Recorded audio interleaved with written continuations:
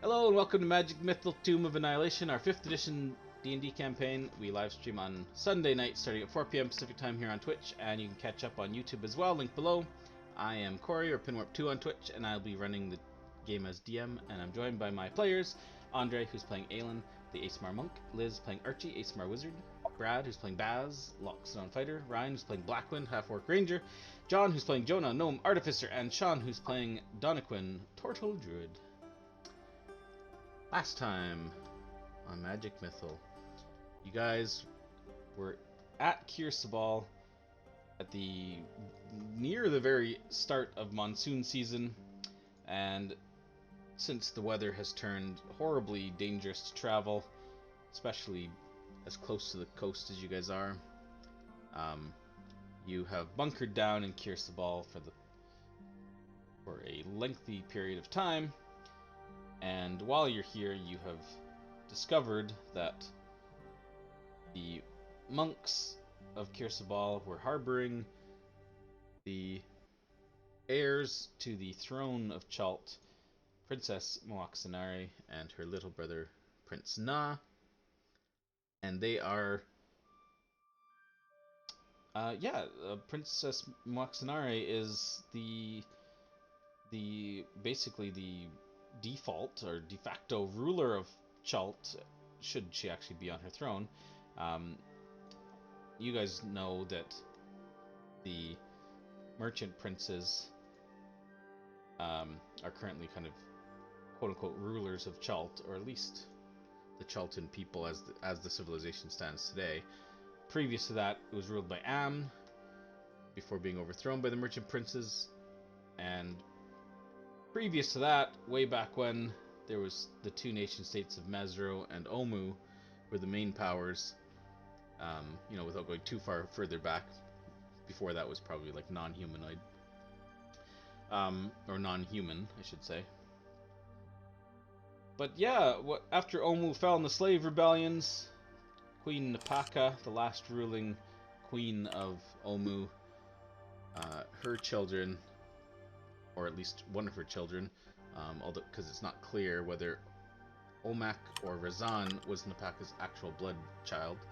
But regardless, Omak and Razan fled from Omu during the slave rebellions and took refuge at Kir Sabal, where they had their children before dying of tragic deaths later on. About 5 years ago, the last one died, near the time of the Obsidian Sky. But you also learned that the Itepka society historically has been essentially the servants of the crown. In recent years, of course, without having an actual ruler on the throne, they've morphed into a more more general organization, just looking out for the good of the people of Chalt. You guys obviously joined them before leaving Port Nyanzaro without actually knowing their royal history. But you discovered that they are in fact in contact with the princess and Ashara, and kind of acting on her behalf, as well as the merchant prince Xanthi, which means they are essentially actively looking to restore the monarchy. To do so, they require a relic known as the Skull Chalice of Chickadee, which, if legend holds true, only the royal blood of the bloodline of the monarchy of Chalt can drink from and survive, hence proving their lineage and giving them legitimacy to the throne, because the royal line of Chalt was blessed by Ubtao himself when the first king was sat upon the throne way back when. So yeah, they asked if you would assist them in this endeavor of finding this Skull Chalice, which, as far as they're aware, should lie somewhere in the city of Omu. So if you happen to be going that way and could restore that to them, you would be helping them. You guys debated the merits of doing so and what it would mean for the people of Chalt, because inevitably it would lead to an upheaval in the current status quo, and probably lead to war against at least the Flaming Fist, if not other factions on Chalt, to actually restore that monarchy. But ultimately, especially upon learning about the Yatepka's connection, and being members of that organization and trusting them, you decided to agree, and therefore the secrets of Kir Sabal are now open to you. And so you guys did a bunch of stuff, but some shopping stuff, some crafting stuff, some training stuff, some other stuff.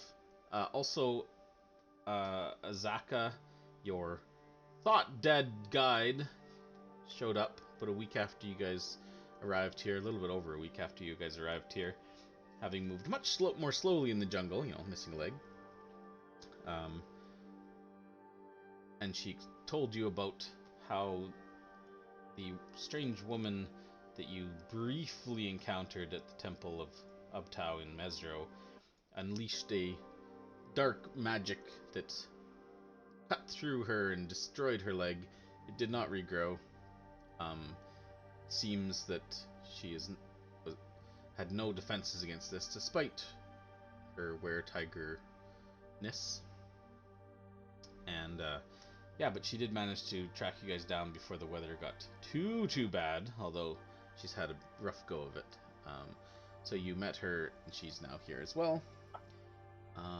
And the current date we were just going through after this dinner. The current date is the 8th of Tarsak, and that's where we are.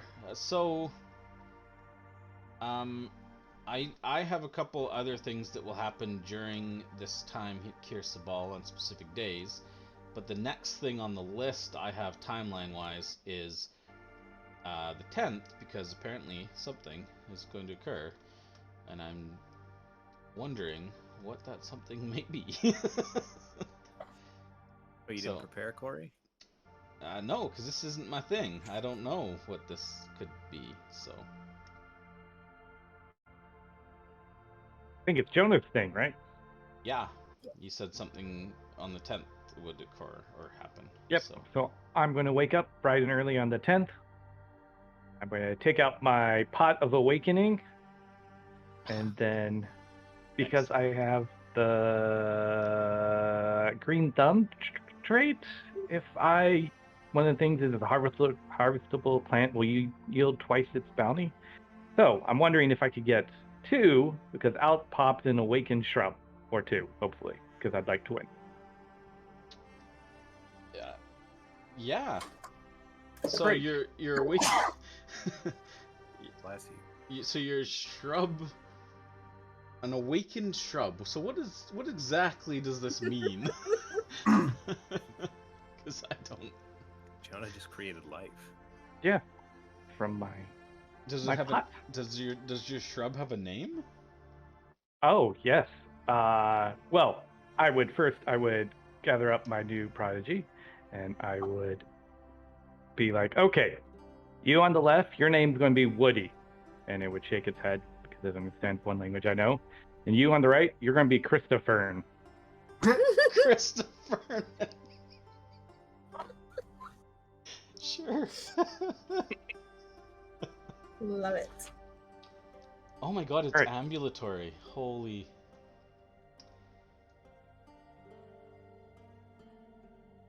And then I'm going to put let me see if I can find like a cloak. Not a cloak, a bed sheet. And I'm going to put them on top of each other, and I'm going to throw a cloak on them. And I'm going to go about the rest of my day with my 2 new friends. Wow, these things are actually gonna have a terrible surprise. Awakened shrub. While the shrub remains motionless, it is indistinguishable from a normal shrub. Do a single point of damage. Yes, challenge level 0. So I don't think it's really going to break. Yeah, no, I'm not concerned about the power level of the shrub. Don't worry. And now I can finally share the art a friend did for me back from my birthday, back in May. Oh my god. Oh my god. I told her my evil plan. That's amazing. Where is it? It's in the main channel. It's in the main channel. Oh my goodness. That's phenomenal. Wicked shrubs. An army. And I will make a new potted plant and start the process all over again. But right now I got the twins. Is that Chance the Raptor? Right. Yes. She didn't know he had blue at the That's time. that's fine. That's awesome. Love it. That's awesome. So yes, this gag has been like 3 months in the making. We traveled slow. Good stuff. Well, he's got 10 hit points. Awesome. Technically, he can survive like base. He's not like a 1 hit point critter, so he. Yeah. If anything bad goes down, I mean, it can just stop moving and be a shrub. So Right. I'm not too concerned with it in combat because it can't really do shit. But that's okay. Wow, it's got a 10 intelligence. This thing's smarter than some of the party. Oh no. No, it's on par with Blackwing, Baz, and Aelin in intelligence. Wow. What are you trying to say? I'm just saying you're as dumb as the shrub. Awakened shrub. Intelligence is nothing without wisdom. It knows one language known by its creators. You have to determine what language your shrubs speak. Is it common or is it gnome or is it? Oh, it'll be dwarvish. Yeah, it's got to be something. It's got to be something non-common because it's like when people have their German shepherds only obey commands in German. Sure. Mm. It's now canon that dwarves speak with a German accent, not Scottish. No, I'm just kidding. Okay, cool. I think dwarvish is an A+ language to choose. Christopherne and Woody, the Awakened Shrub twins.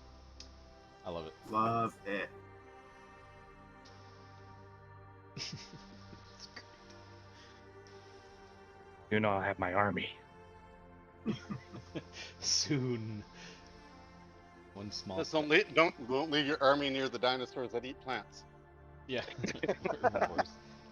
Foiled by herbivores. Awesome. Good stuff. That's it. I would go to breakfast and be like, pretend like it was a normal day. All right.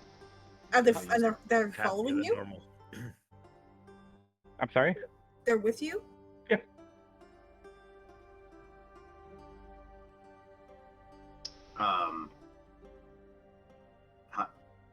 Hey, Jonah. Hey, Beth. What's for breakfast? Seeds again. Mostly fruit and roots and seeds and nuts. Wait a minute. Leafy greens. Green. Rubs. Is it I'm offensive sorry for the... to eat vegetables in front of Christopher? And... What's new? Well, I think you probably noticed at this point. Let me take this time to introduce you to my new friends I made. This is Christopher and Woody. Hi. You Please made don't eat them. Oh, yeah. What And did I'll you take out the put in new pot breakfast? and I'll put it on the counter. So this grows sentient beings sometimes. Sometimes. Interesting. Do you make them like I make Gerald? You want to know how you make them? I don't know. It comes out of the pot. The pot's really the magic thing. So I don't think so, but maybe they're sort of related. Are you guys related? Is Gerald around? Gerald would. He'd probably be hanging out in my room. There's no reason for him to follow you around all the time. That would be crazy. Gerald is not a. He can't talk. He doesn't have an intelligence, but he does, but he doesn't. It's Can you call him? Gerald is not I don't sentient, is the word. he's I not don't think the sentient. shrubs can talk. Yes, they can. Oh, they can't talk. Yeah, well, They just understand me, I think, Oh, right? you're right. They understand the language. They can't speak. They have no They- mouths. Yeah. Right, but they Okay. can mime. so okay. Yeah. Because they're evidently really smart. Well, I was gonna say, You're gonna- comparatively to the show, Gerald has an intellect of 3. Oh. Yeah. They have an intellect He's- of 10. He's Shrubs he's just smart enough to follow commands and understand. These shrubs have a strength of 3, so they can barely move anything or carry. They can't really carry anything. Not really. They're probably slightly weighed down with the coat you put on them, but combined, they can easily move with this coat. I mean, strength of Like 3 the is same coat? 30 pounds. I think you can carry something like that. So it's not too bad. 15. Is it 15? So are- Okay. So they can carry I- 15 pounds worth of stuff. Are your friends going to be joining us when we leave here? I think so. I think we're still going to. Well, hopefully this rain will stop tomorrow, but I have a bad feeling it might stay a while. No, I think 2 days? it's what Yeah, it's been. How long has it been since we? 1 week, Yeah, I mean it's maybe. I think it's probably going to be ending. I think. Yeah, I mean that's what I hear when I hear monsoon. I think a week. And Yeah, yeah. the season is usually like 1 week of the year. Yeah, It's usually. But- you know, I help us out a lot. And- We can find great use for them. Can you change what kind of plant it is? Like, if you have sentient, like monkey fruit? Can I have sentient monkey fruit? I don't. Maybe. Monkey food grows in trees, so unless you could, like, these have to be That's little. like a bonsai tree. You could I have mean, it's a sentient little like bit like eyebrows. asking. It's a little bit like asking if you can have sentient ovaries. That's what fruit is. Well, can you? Botanically, that's what like an apple is. The ovary of the tree. So I'll try with different other fruits and bushes at a later date. But oh, we could definitely try. One sentient life form is enough for now. Well, 2. Well, 2, yeah. I mean, they're really cool. It's, well, Christopher, Woody, it's Woody. a pleasure to meet you. What do they eat? Sunlight, Sunlight. hope. People. Did you say hope? Are they Water! gonna I die think then water. because it's monsoon season? No, but don't get any fire near them, and I will look at Archie or magic missiles. Or swords. Oh, actually, you can stab them pretty well. Just don't cut them. Oh, really? Yeah, they're actually resistant to piercing damage, vulnerable to fire. Okay. So we have to do like 2 points of damage to them with the piercing? Is that- Hey, they could take 20 points of Yeah. piercing. 20. They Oh, have, they're 10, 10 they hit have points. 10 hit points. Hardy little Not bad. plants. I know. Yeah, it's more than Al has, and he's a sentient creature. It's true. Please don't eat them. Yeah. Well, I would say you can get to know Woody and Christopher, but they can't talk.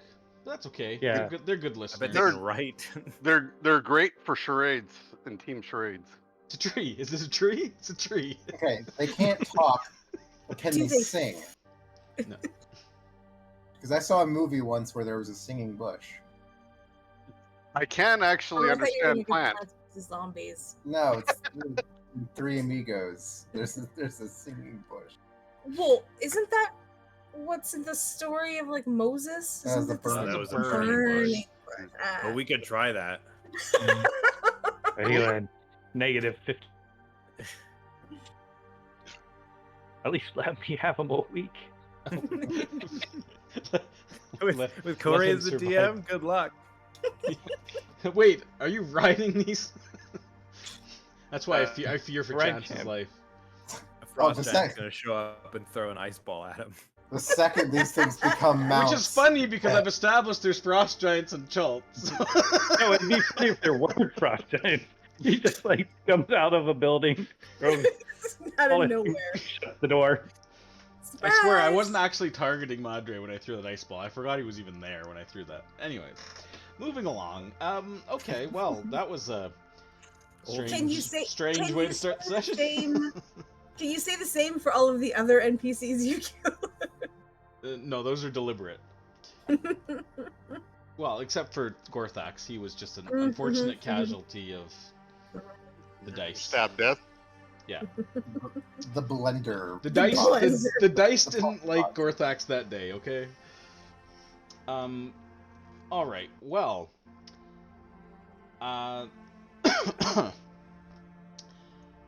The next thing that's going to occur will occur on the 15th of Tarsak.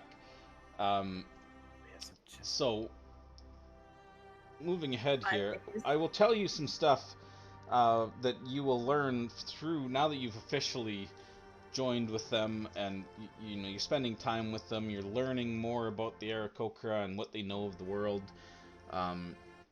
Probably spending time conversing with Ashara and T-Bolt and the royal. Well, maybe not so much Prince Na. He doesn't have a lot of super interesting things to say.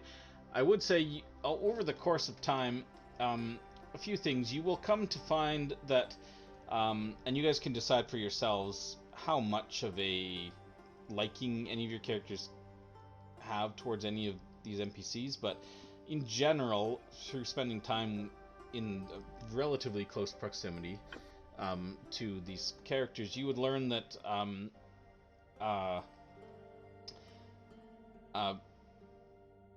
just to quickly run down the list. So Ashara is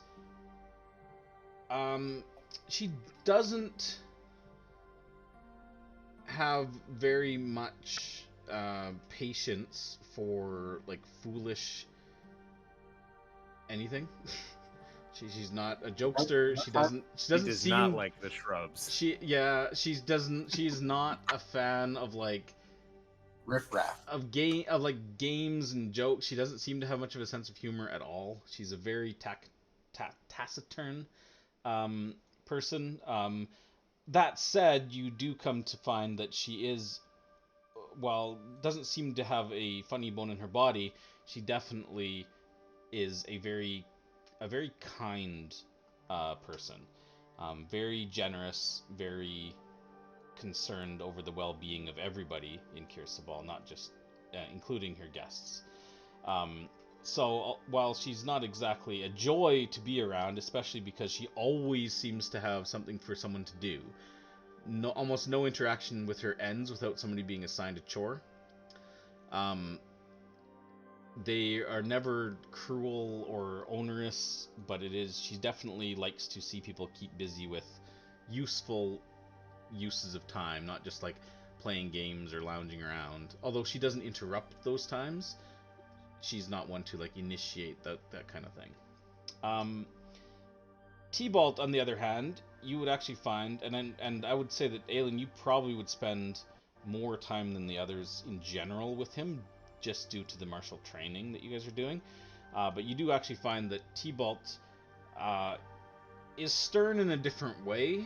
He does seem to appreciate like levity and jokes and things, although he doesn't make a lot himself. He does join in occasionally, especially when it comes to like the Prince Na.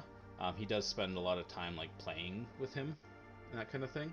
So you do find that he is less, I guess, intimidating than once you get to know him a little bit more.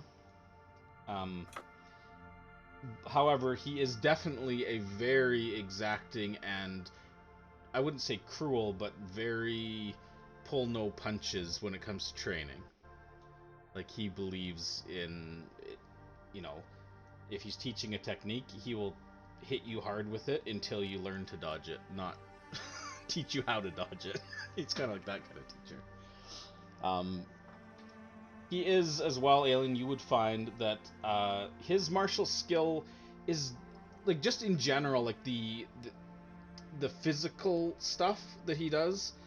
While his wings do give him some tactical advantages, I think you would find, being a level 5 monk yourself, that he's not extremely beyond you as far as like physical like martial prowess. You probably could hold your own with him relatively well at your current level. He's definitely more advanced than you, and he has access to powers that you do not. And a lot of the time, you're not with him a very long time, even though you'll be overall with him a month. It's not enough time to really impart, like some of the techniques he has took years to master. However, he does have a very strong grasp on harnessing essentially radiant energy. His monk subclass is based entirely around radiant energy. He can create like bursts of energy, blinding foes. He can create, you've seen him in combat, like launch those salvos of radiant energy. He can add that into his physical punches. That's his entire subclass is based around that, and he can also channel that energy similar to paladins do, and in some limited healing amounts. You guys can do something similar with your racial, the ASMR racial, but this monk subclass that's one of the things they can do with your ki, is do that kind of stuff too. And we'll get back to that in a moment, but yeah, but like physically, like technique and stuff, when it just comes down to just the raw like martial fighting, he is, and I don't know how begrudging Alien would be about this, because I'm not sure how, well, you can decide this for yourself, but you do come to find that he is quote unquote better than you overall. Probably the majority of your matches you probably don't come out the victor, but I wouldn't say you would lose all of them, if that makes sense. Princess Muaxinare, you find, is a very and she probably would spend a lot of time with Archie, but also with Blackwind, because she seems to have, maybe not a fascination, but she seems to be very interested in how to say it? Like, she has a very two main interests, which is why she gravitates to the two of you. One, she seems to have a very kind of vested interest in history and learning. She's very much she gobbles up anything you'll give her, as far as the Sword Coast, Candlekeep, the politics there. I don't know how versed Archie is in like politics and that kind of thing, but she's very interested, but even if it's not in like modern day politics, in like the historical contexts of these major foreign powers. So anything that Archie can tell her about that kind of stuff, which with a 17, I mean, it's just so broad that it wouldn't be just a single history roll, right? Sure, I was just, yeah. But she spent a lot of time just asking about that. And similarly, between her and Ashara's texts and things, which I will get to in a moment as well, that'd be the bulk of your conversations. More transactional than friendly. Like, she's not outright mean, but she's very much like, if she's having a conversation, there's a point to it. And it's not always clear what she's trying to glean exactly, but it seems like she's asking specific questions, and maybe it's just areas of interest, maybe it's just like longer term, like how do I, when I'm eventually in power, how do I deal with, i.e.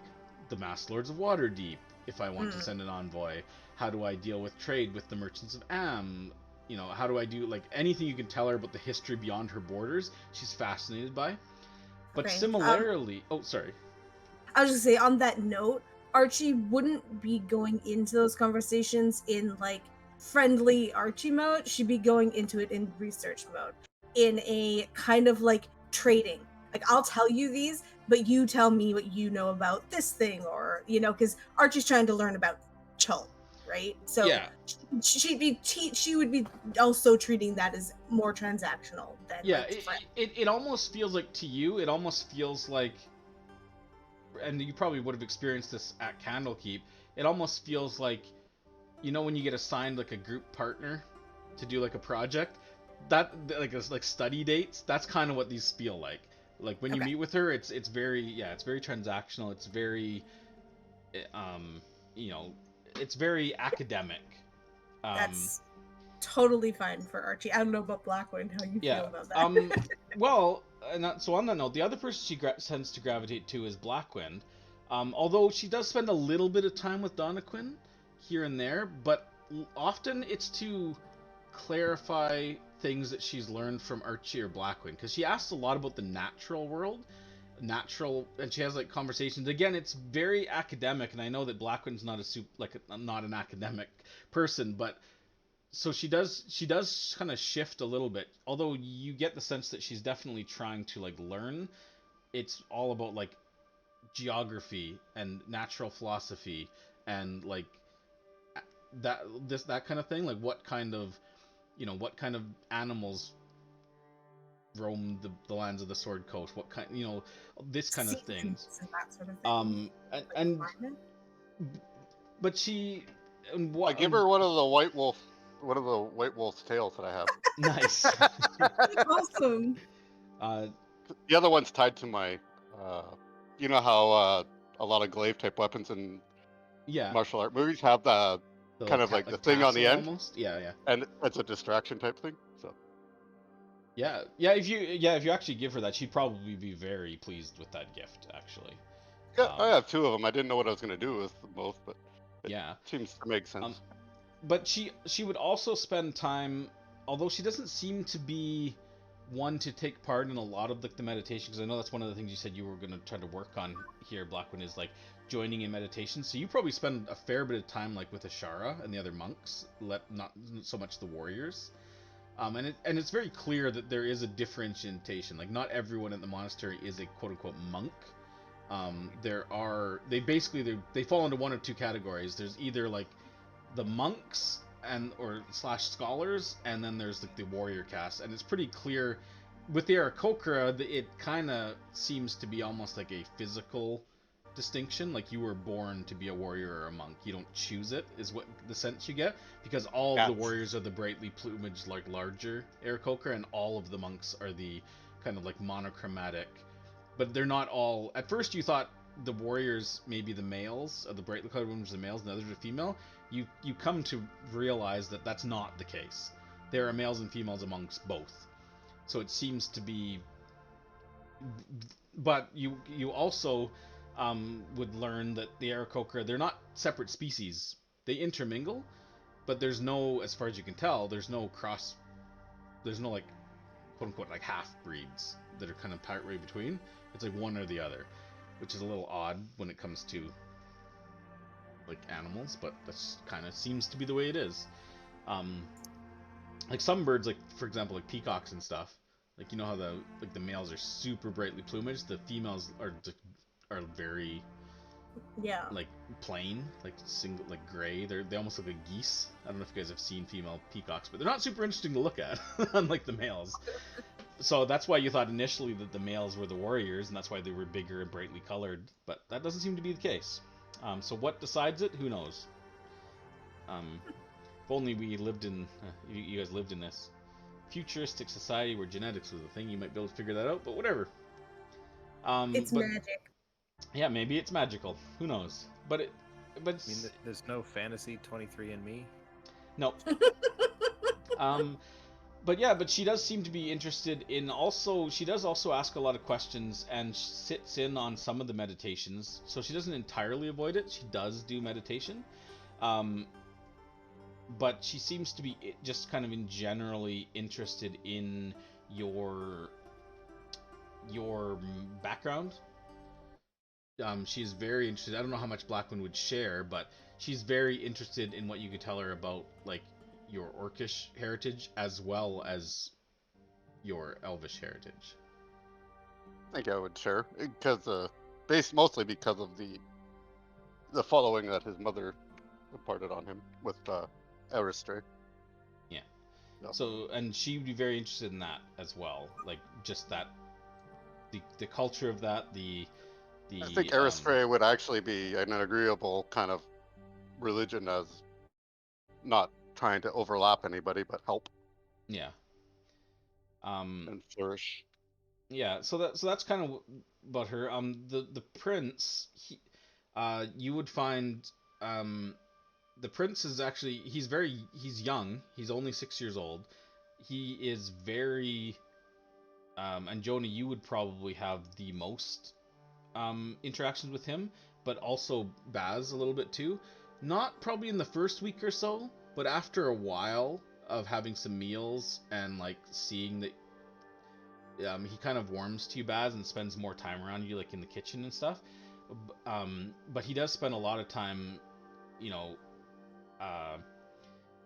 with, like, because Jonah, you're making them look these little clockwork toys and stuff. He would spend a fair bit of time around Jonah, and Jonah, you would actually, probably one of the days, he probably would have even came up to you and like showed you some modifications he made to your clockwork toys. Like he's a lot smarter than you would expect from a 6-year-old. Like yeah. How many awakened Shrub smarts? Like yeah, 1.5. Maybe, yeah. Okay. Basically, you could say, like, you could see, like, he has some pretty high potential, like, to doing some of the stuff he's doing and understanding concepts of stuff that you're doing on with like some of your little gadgets and stuff way faster than you would expect like a kid to pick up. Especially without any formal like schooling. Exactly, like there's schooling, like they have classes with like Ashara and stuff, but it's not like super advanced kind of stuff like you would get at Candlekeep or with your guild and stuff. But he, at the same time, he's still definitely a kid. He's got a relatively short attention span. Tends to just walk off when you guys start talking about things he doesn't care about. Yeah. So some of the stuff you guys would learn. So on the player's map of Chalt, you may notice, if you haven't opened it yet, you could. I did just expand some of these hexes around Kir Sabal because that's the kind of the area you would get to on any sojourns. So I would consider these areas explored to you. And Archie, if you want to make like a cartography roll for this general area around Kir Sabal, just in general, you can add that to the maps that you're making and stuff. You can do it like a couple times if you want to. To be fair, we are here for a couple of weeks. So yeah, I feel like you don't even. I feel like I can just kind of give you this one. You should have advantage. People are helping you. You can see other maps. Rain's gonna stop any day now. Any day. Tomorrow. We've been here for a week and a half. Is my point. I did flesh out. I fleshed out some of the mountain ranges and just cleaned up some of the map, just in some of the masking, but that's not neither here nor there. But you will notice, especially in the southern and the southeastern, there's a lot of green pins. These are areas that they would be able to tell you a lot more about. You guys can peruse them at your leisure, but I'll point out the main ones. So number one, where the pins are, those are pretty exact locations. Nangalore's so close, guys. Yeah, the Garden Palace of Nangalore is not that far from where you guys are. Where that pin is for Lake Luo, south of that, that's the center of the lake. It's quite a large lake. Okay. So I'm not going to give you the actual, like, I'm not going to uncover it because you haven't actually been there and seen it or even seen maps of it, but you've been given precise enough directions and landmarks and natural features that while you couldn't draw a map of it because you're not, you would know pretty high precision where it is in relation to where you guys are in distance and direction and everything.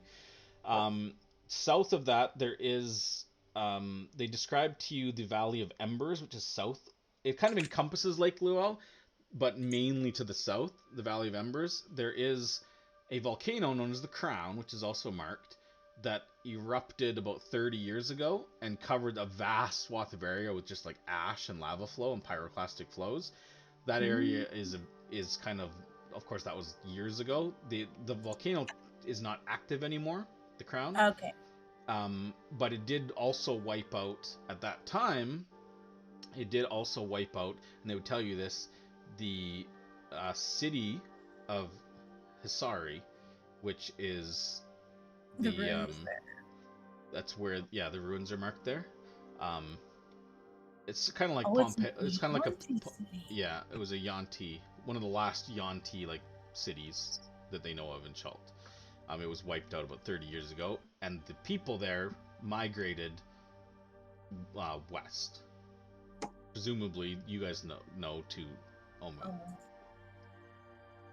The Green Abyss lands, you knew about that already, but this is kind of their territory over here in this kind of like area within the Sky Lizard Mountains. This is kind of their lands. Up here to the northeast is they give you some information on the Shade Talon and their hunting grounds. This is, and you would also learn that this the Storm Fangs, because Azaka would tell you this as well. Sorry, I've got to adjust Groovy again. Being weird.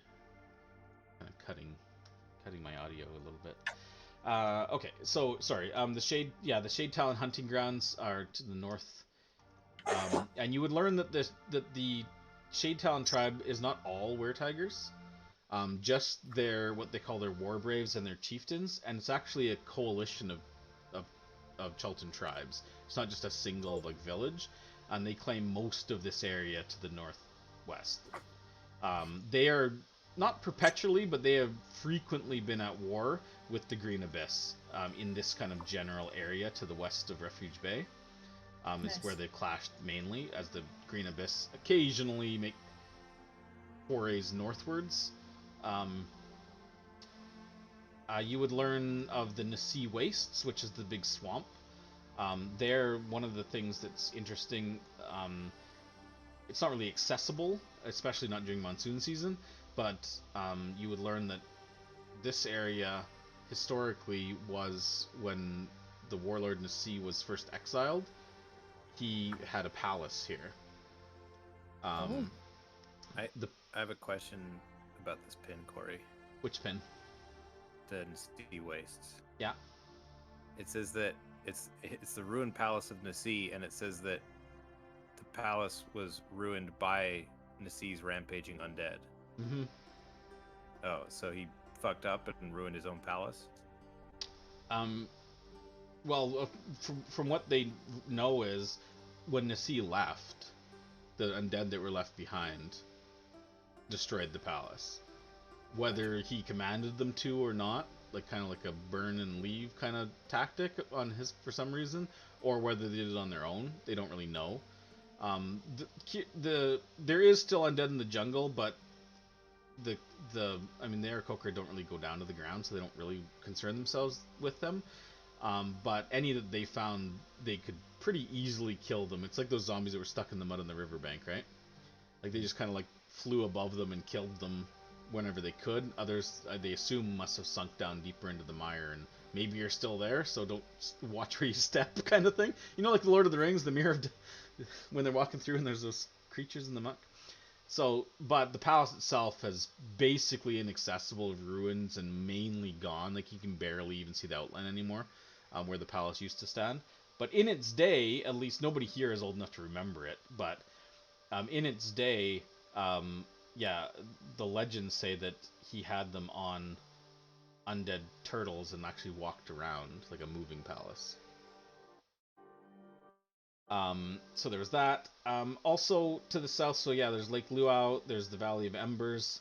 They would also talk a little bit about some of the undead. They know that to the west, you guys knew it's undead territory to the west of the river Olung, but they marked a couple spots that they know of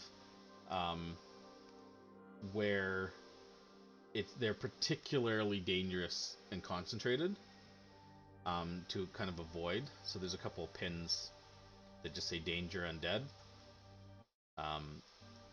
Does the River Olung connect to Lake Luau? Luau? It does, yeah. Okay.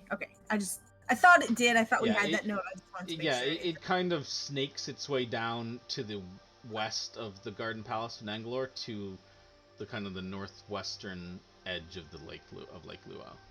Okay. So it kind of like goes like this way, kind of.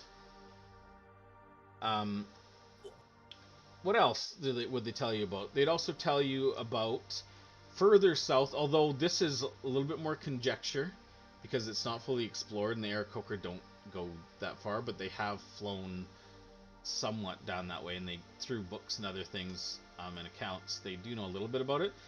This whole area kind of to the south, this big area that's kind of like in between all these mountain ranges, is known as the Chaltangar. It is an area that, as far as the scholars in Ashara is aware, has never been part of any sort of Chaltan Empire. The Chaltan, like as far as like the Tabaxi tribes or the Omu and Mesro, their empires never extended into this area known as the Chaltangar. It's always been home to lizard folk, orcs, and Yanti. There was a vast kingdom known as Serpentis, which was the last Yanti kingdom. Hisari was the kind of the last holder of that. That would have existed thousands of years ago before humans even set foot. They're aware it existed, but there's not much is known about it, so they imagine there's probably still Yanti tribes and things there, but there's no empire anymore. There's definitely, they know of 3 major lizard folk tribes that consistently war amongst themselves, and there's a tribe of orcs that they know are, because they've invaded a couple times in recorded history. During the time of Omu, notably, there was a war between the Black Sun orc tribe, and by the historical accounts, the Black Sun used dark demonic magics and summoned fiends to aid them in battle. And whenever they build up enough numbers, every couple centuries or so, they tend to go on a rampage and try to take more territory. That hasn't happened since the time of Omu, and Omu repelled them pretty easily. This was before Nasi and all of that. So that's the Chaltangar. There's a bit also, and this is one of the reasons I wasn't that Mwaxanari is interested in a little bit of your background and things with Elistray, because there is a faction, it's the only one that they know of elves that live in Chalt, over in this area to the right, which is called the Lunar Veil, which is kind of a small cut off from the rest of the Chaltangar by like there's a bunch of like in between like these 2 mountain ranges. In between here, there's like all sorts of like twisting like canyons and things that kind of cut off this swath of jungle in this very thin valley. There are remote elves that call themselves the Verdendrow that live there. And the reason why Mwaxanari has been interested in asking you these questions, Blackwind, is because they are drow that live on the surface in this valley, in the jungle. And news to him. Yeah, well, probably news to almost anybody, because they're very isolationist. They're not in a huge amount of numbers. They don't have much contact with them at all. They've sent emissaries, and they've had very limited trade at the outskirts of their territory, but they've never been inside the Aarakocra. Mwaxanari does know from the very limited interactions they've had with these elves that they do seem to worship the star and the moon, which is why she seems to be so fascinated with like Elistray, because she wonders if there's a connection. So probably would be. Yeah, so which is why she's asking a bunch of questions about your background, what you know about it, and you know the customs of Elistray followers, because ideally at some point, sometime, if she's going to have any more future contact with them, she'd like to understand them better, and hopefully that might open up avenues of communication. That's a far future thing, but you know. Well, definitely the drow are usually tend to isolationists or paranoia. I couldn't speak for these guys, but it's interesting. Yeah, they've never been hostile, but they don't allow outsiders into the Veil at all. At the best they've had is like interactions at the border. Yeah. Is your elven heritage? That's not Drow, is it? It is. It is. Oh, okay. That's interesting. So you're saying that the Blackwind might know these? No, not all. Everything. Not the Drow. No, Glenn. Drow Glenn. Oh, half Drow. Do you know my friend? No. Oh, Jesus. How did you get in here? Can I ask a meta question? Are they one of the new Drow ones? Yeah, That's awesome. That's cool. I read that article of them. Like, these guys are cool. I was like, I'm gonna have a group of these living somewhere in Chalt. I love it. Because I thought they were really cool. Straight to it. I want to go there. I almost didn't because I'm like, man, what if that's too big of a draw and they want to go there? But anyways, yeah, we should. Well, my other comment was gonna be like, we should totally go to Samarak. Well, how are they there if that area is cut off? You said like this. There's like they fly. Drow can fly. No, the air Coker can fly. No. How did the Drow get there? Oh, I don't know. Nobody knows. They dug up. Maybe they probably came from the Underdark. Was cut off. Oh. Maybe they've been there longer than the spell plague and everything. Maybe they've been there for hundreds and hundreds and hundreds of years. The Underdark is just the known area under the Sword Coast. Yeah, that's a good point, Blackwind. They could have come up from the Underdark. And then they got up and they're like, wait a second, there's the only known part. We can't go anywhere else. Well, they might have just enjoyed the canopy, and if they, Drow used to live above the surface before the fallout or whatever. It's true. They were only driven underground after the corruption of Lolth, right? That's true. Elistray, my goddess, actually was one of the goddesses, or one of the only gods actually from the Drow that were supposedly allowed to stay, but she chose to go to be exiled to the Underdark to be that one glimmer of hope. The one not terrible. Yeah, she's actually the daughter of the elven god, the main elven god. Corellian? Yeah, and of Lolth, and I think it's Lolth is her mother, anyways, or not the original, the original goddess before she turned. I think that's what it is. But... Oh, you mean the one that you guys beat the shit out of in the chamber of? Yeah. Yeah. Well, she would have done that. Before she turned into Lolth, or Richnay. Yeah. She actually tricked her into shooting an arrow that seeked out.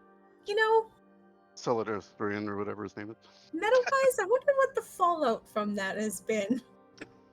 We don't really know. It's been like... I can say, meta-wise... It's been 5 years. In elven lifespan, that's like a week, right? Like, so... Sure. There hasn't been a cataclysmic shift in culture in the last 5 years, if that's what you mean. Sure, but I wonder if there's like little hints, of something's not quite right with the priestesses and of Lolth and all of that. Like I wonder how that plays out. It's interesting. Anyway, I mean, wasn't there a more direct influence with the coup that happened? Oh, sure. In Menzoberranzan in the city, yeah, there's like, a big thing there. Yeah. I feel like that was probably a more immediate fallout.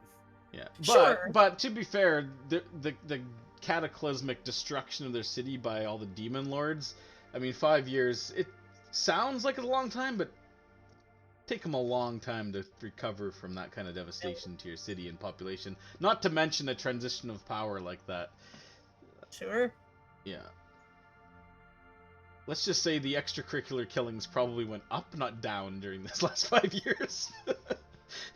The backstabbing probably doesn't just end. Power right? vacuum. Yeah. Well, was there a power vacuum? Because he stepped right into that. Well, there's always a power shift, and it creates vacuum to some sort. Yeah. That's of course, yeah. No, I mean it's just like maelstrom of politics.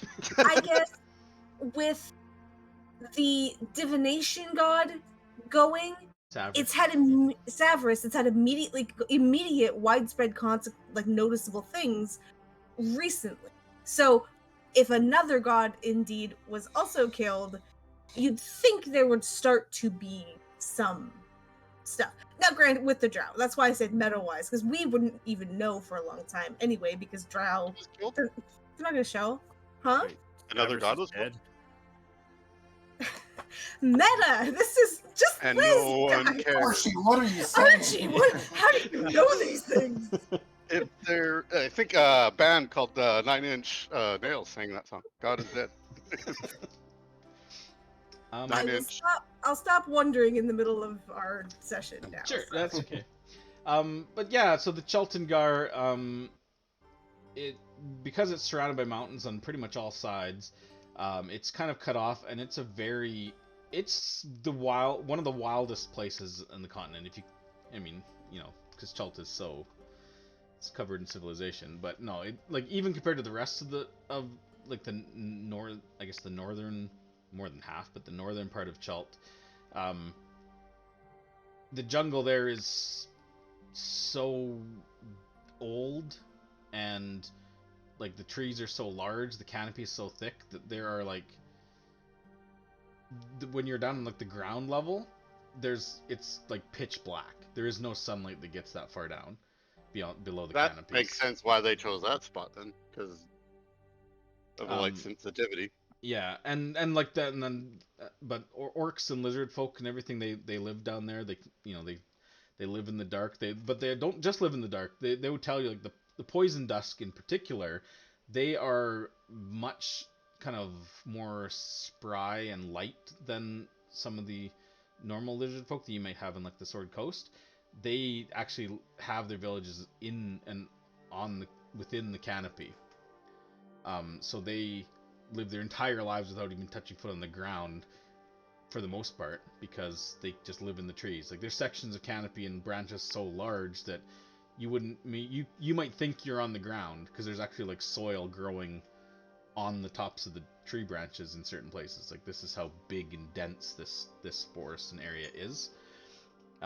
So it's an area that is mysterious and cut off and never been part of the quote-unquote history of Chalt, at least not in how modern history would understand it. Like I said before, it was the heart of the Yuan-ti Empire, but that was way back in the Days of Thunder, which Archie would know is the days before the elves, dwarves, humans, etc. arose, when the world was run by progenitor races, and they weren't even Yuan-ti then. It would have been the precursor serpent folk that lived before Yuan-ti. The Saurian or avian folk that now represent the Kenku and the Aarakocra and so on, these progenitor races they're called, which is very, very little is known, because that's pre-recorded history. Most of it is conjecture and speculation based on strange artifacts and very few ruins that exist from that time period. So yeah, that's the Chaltangar. Yeah, so these are kind of things that you would be told about. The Garden Palace in particular. Actually, before I get into that and some other things, on the 15th of Tarsak, the next kind of notable thing would happen. And this would happen to...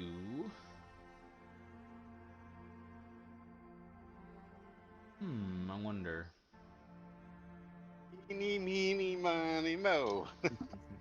Well, I was gonna say Aelin, but at the same time, I feel like Blackwind might be also a prime candidate for this. So maybe both of you. So this during the 15th, in the middle of the month, you would come to know that there is a kind of an observance that I will be right back. Okay, the Aarakocra do on the 15th of any given month, at the beginning of the month, or not the beginning, in the middle of the month.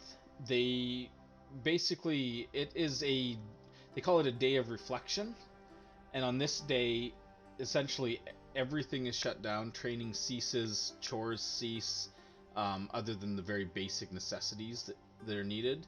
And the monks, not everybody's expected to follow this, but they're expected not to disrupt, at least. But essentially, it is a day of reflection and silence. So most of the monks spend the entire day in quiet contemplation and meditation, and many of them do this under the effects of like various like substances and incense and that kind of thing in the main temple chamber where that symbol of Ubtao is. And it's just kind of a very quiet, there's no teachings, there's no lessons, there's no training. It's just everybody kind of is expected to kind of just look inwards and spend the day amongst themselves rather than in the company of others and doing things like, while you can be like physically in the company of others, it's not a social thing. It's a very much inner kind of trying to find the inner peace and meditation. So I just know, Blackwin, you've been focusing on trying to control that rage and learning from them. So it'd probably be something that you'd be focused on. And with your like dream connections and everything you've had with spirits and things, I feel like that would be something that would trigger for you as well. But Aelin, you probably are not used to, but I don't know if the people in your monastery would have had rites like this where it's like a day of silence or a stretch of time where it's just like quiet. But I don't know a lot about your your monastery's practices or beliefs, really. So Me neither. I'm making it all up. Yeah. I think they probably wouldn't have had something where it was like a whole day, but they definitely would have had some sort of, regular, whether it was like every weekend or, like in the morning, particularly because the whole idea of the listeners being the high-ranking monks that are sort of hearing and interpreting the voice of the Silver Flame, like a period of silence where that's what they do would make a lot of sense. Sure.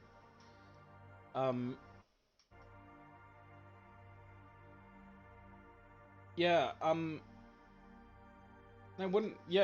wonder as well about Donaquin, because I know you were kind of interested in some of this stuff too. Druids aren't as well. I mean, you could tell me, because I haven't really fleshed out your druidy circles back home either entirely. But whether your people ever did that as part of your druid training, like meditations and things, maybe not, but maybe like communions with spirits and things is probably part of it, at least.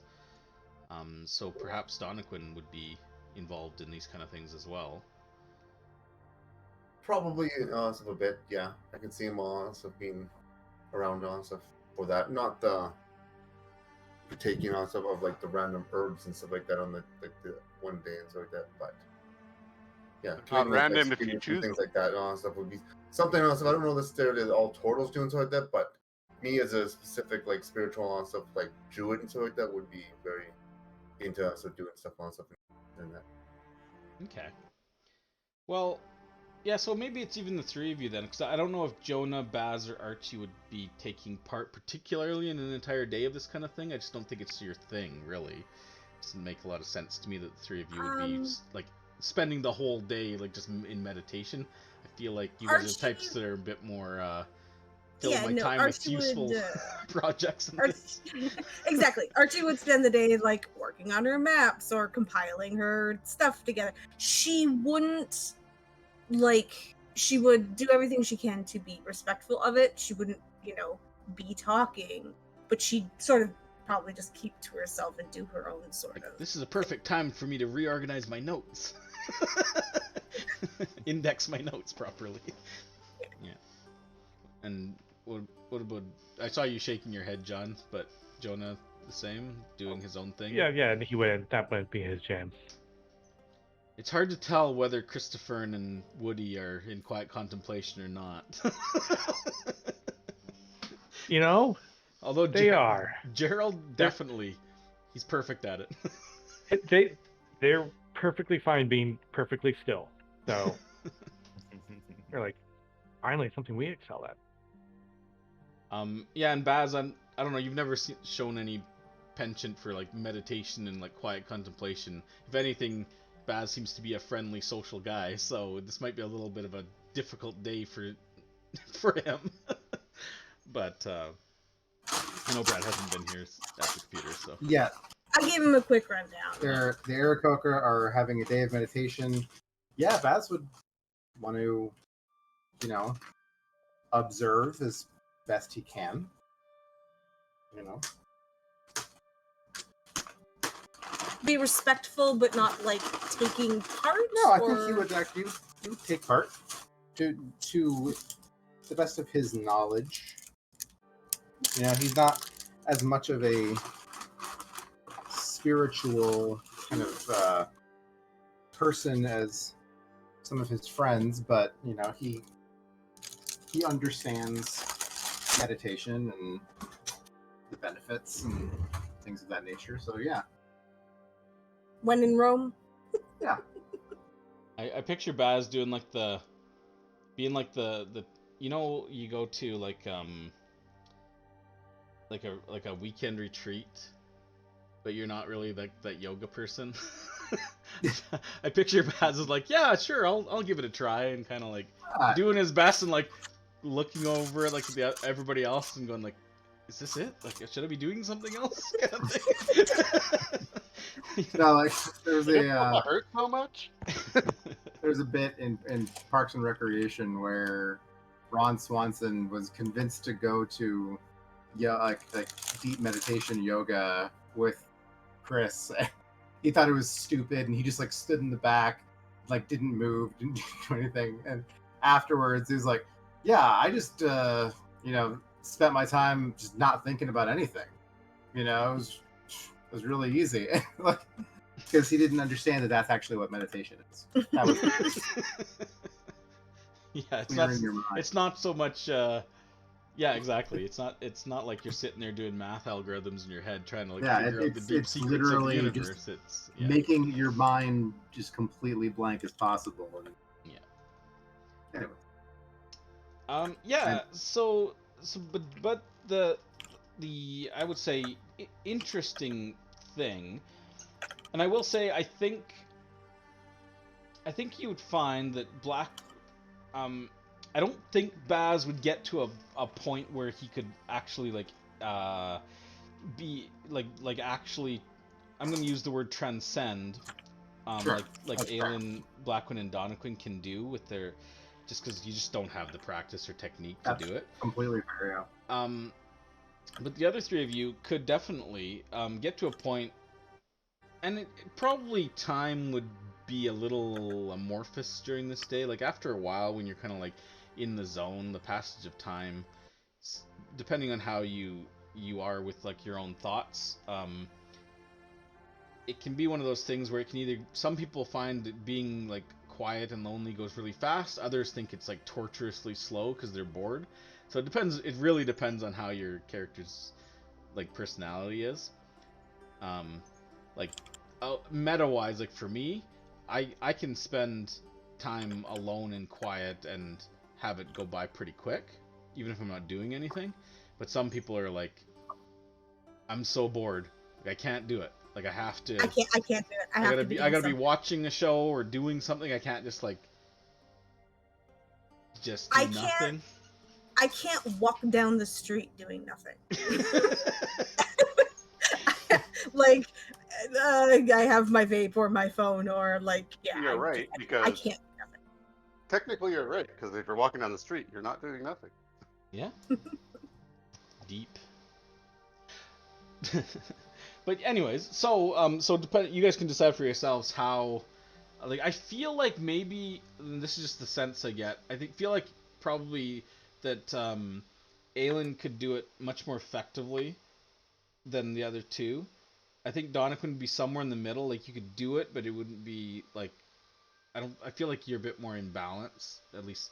But you can correct me if I'm totally off. I feel like Blackquin, because of your like rage, the orcish kind of blood, the things you're trying to get under control, it might be a little bit harder for you to like not be doing something and just be sitting there in your own mind. It's building a wall around it. The one in the corner who's breathing just really loud. He's going. But regardless of how you guys individually feel about it, at some point during the day, doesn't really matter what time of day this happens, but we'll just call it like mid-afternoon sometime. You guys would find yourselves kind of in just a bit of a meditative like trance, I guess you would say, where it's almost like a dreamlike state. And when this happens, you're aware of the others in the room, but the others, other than the three of you and one other, seem to be kind of like in that state where you're aware of them, but they're just kind of like, you know, in the periphery of your mind, like, whereas the three of you seem to like stand out, and you're kind of in a place where it's just kind of like this. It's like a, what do you call it? It's like that room in the Matrix before all the guns fly in, where it's just like this like empty space, and you're just kind of like floating. It feels like. Awesome.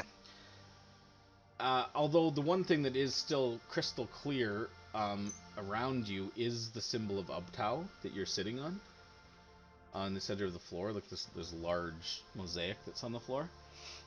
And there is one other figure that's indistinct at first, but as you kind of like fall into this trance, it solidifies slightly. It's still very kind of like indistinct and a bit like ghostly, like see-through, but it coalesces into a familiar figure of Masika. And she would, as she becomes aware of you guys, and you become aware of her, and she realizes that you're aware of the three of you and that you can see her, she gets a kind of like a look on her face, like a mixture of not surprise, but like it almost looks like the expression, you know, like when you're waiting for something to happen but you don't know exactly when it will, and so you're just kind of like eagerly waiting, and it finally happens, and you get that kind of like happy kind of like, I'm surprised but I knew this was coming eventually, kind of like finally kind of look.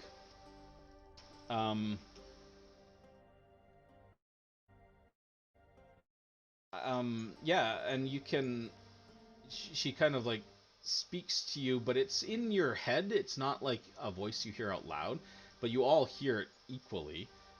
Maybe some of you a bit clearer, a bit more fuzzy, depending on how in the zone you think your character is, but you can still distinctly make out her voice and her words, although it might be slightly like echoey, slightly indistinct, but it's easy to understand, or easy enough to understand. And her voice kind of rings out and is just kind of, she's like, I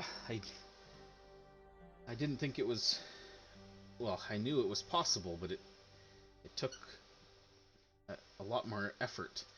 And she kind of like looks you all over, and she's like, seems a little bit surprised about Donnaquin and Blackwind, that you're there, but doesn't seem to be super surprised with Aelin, and maybe that's just because she knows that you, of your like monastic training and stuff. But she still, either way, she addresses all of you, and she's like, I've been trying to reach you since not since you left, but for the past 6 or 7 days. Once I learned of the capabilities to do so, I was hoping that it was possible. I'm glad to see it is, although you're a little fuzzy, and she kind of like squints at you, like she's trying to like see you, like you're farther away than you are or something, or maybe you're just out of focus. She kind of got like squinting look. She's like, can you hear me? Yep. Of course. Your focus needs more focus.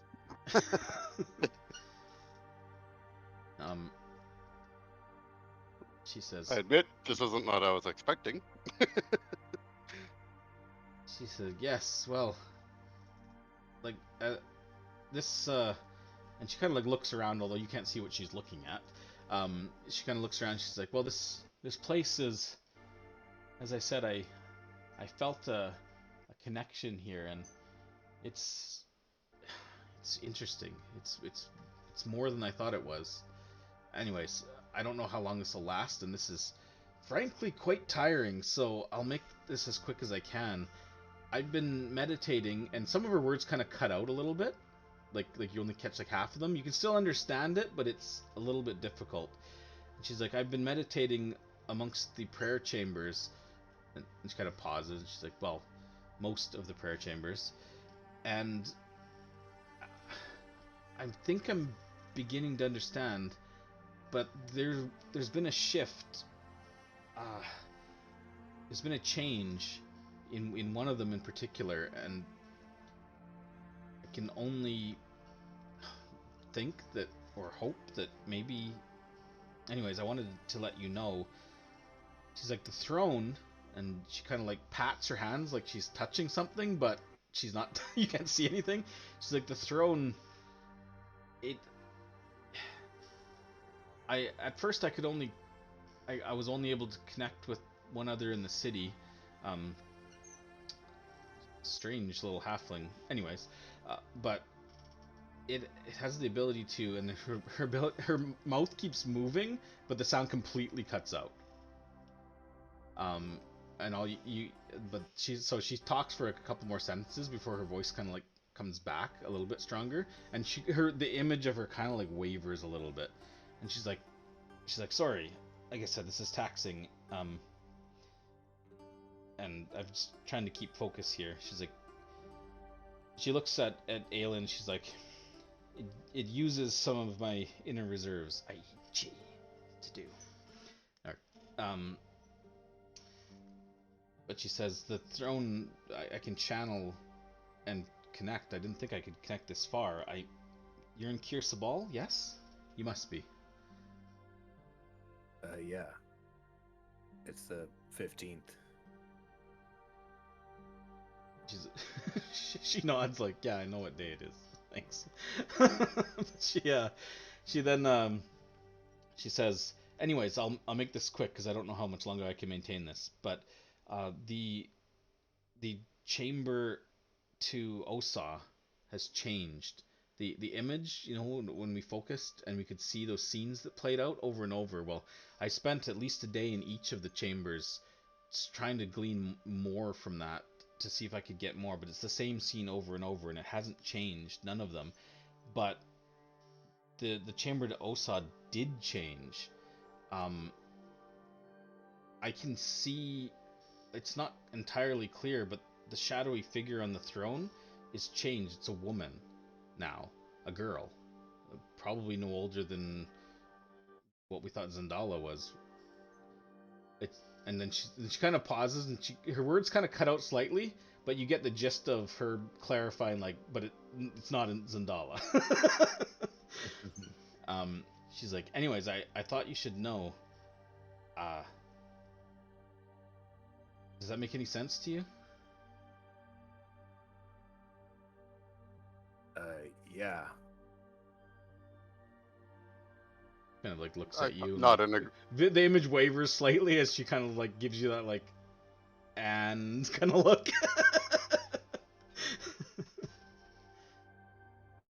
We've met her. You've met her?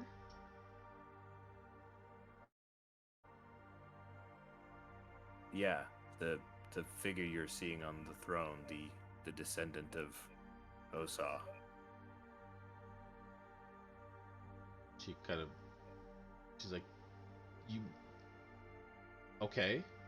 What is that?" And her words cut out entirely again. You don't know what she asked.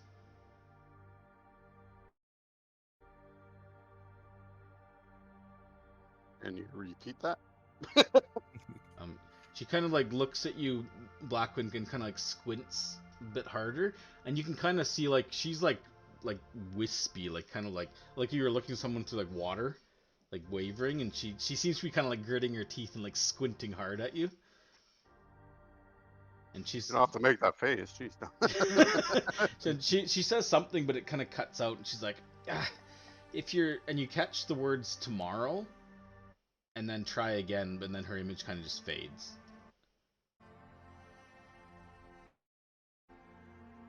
And that's it. Other than that, you guys kind of just drift about. So once the day of contemplation is over, when you guys like come out of this trance, I don't know if you want to discuss that amongst yourselves. You don't seem to have the ability to communicate with each other too well. Like you could hear each other, but even after that image fades, like the whole thing becomes much more wispy, and you just feel like more like you're just in the room in your own heads again. So you don't know if that whole thing was because Masika was doing something, or because you guys did, or maybe you were just in a state to receive her. You're not really sure what exactly happened, but... The drugs, man. They open up your mind. Well, it appears she was in the throne room chamber. Yeah, that's what it seemed like. So, and the way she kind of motioned and patted something, it was like she was sitting in a chair, I would assume. Throne room of where? There was a throne room in the temple, I believe. Yeah, the platinum throne. In So maybe Umbala. she's using that to amplify. Mesro. Damn it. Damn it. It's killing me.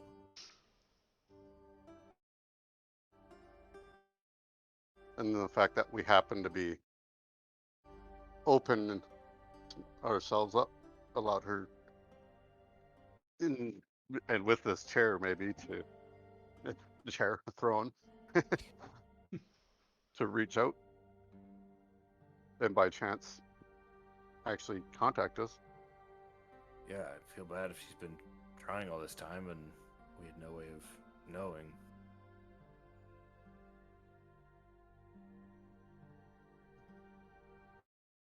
Maybe we could try to keep our well, during certain times, I guess. It sounds like she's going to try to recontact us. So we'll see if we can. Yeah, when I'm getting my Do ass beat receptive? by Tybalt, I'll try and keep my mind open. Well, you do it when you get knocked out. No. Yeah, so it'd be something that we can try to. I'm not even sure if this is planar or what one would call planar, or just higher state of mind, quote unquote. I'm really fucking high right now.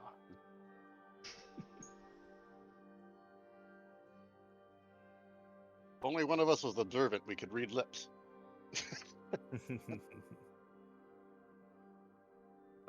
Yeah, if we speak with her again, I'll try and give her more details. I'm sure she'd be interested in learning more about the rightful queen of Chult.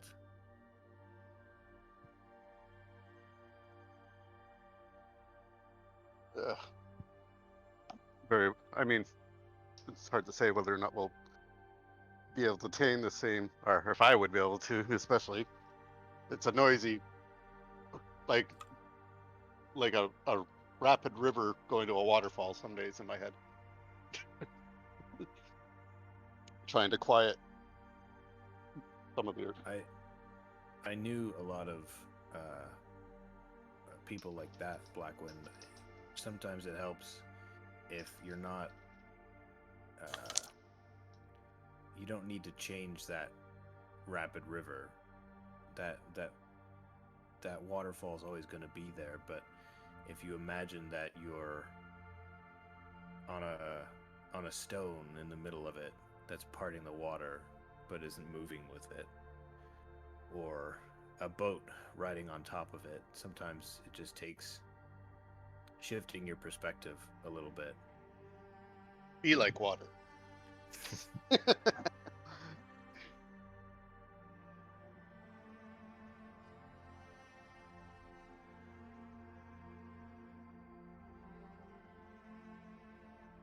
All right. Well, I mean, that's I'm always hungry. yeah.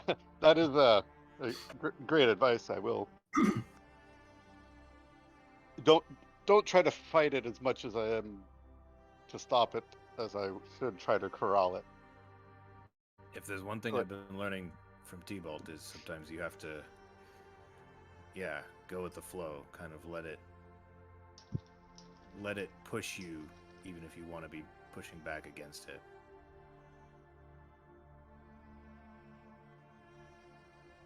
Wise. These are wise words. Not mine. It's from the Birdman. Bird person. Bird person. Very well.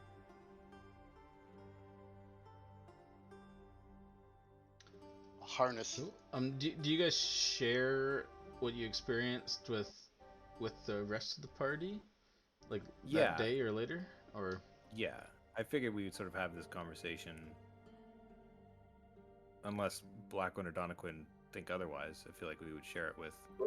I think everyone and- Widow would have definitely shared it, especially if once we got together for a meal or something like that. We'll everybody share their experiences of today. Or Oh, one experience of the day. wait. So Masika talked to you while you were meditating?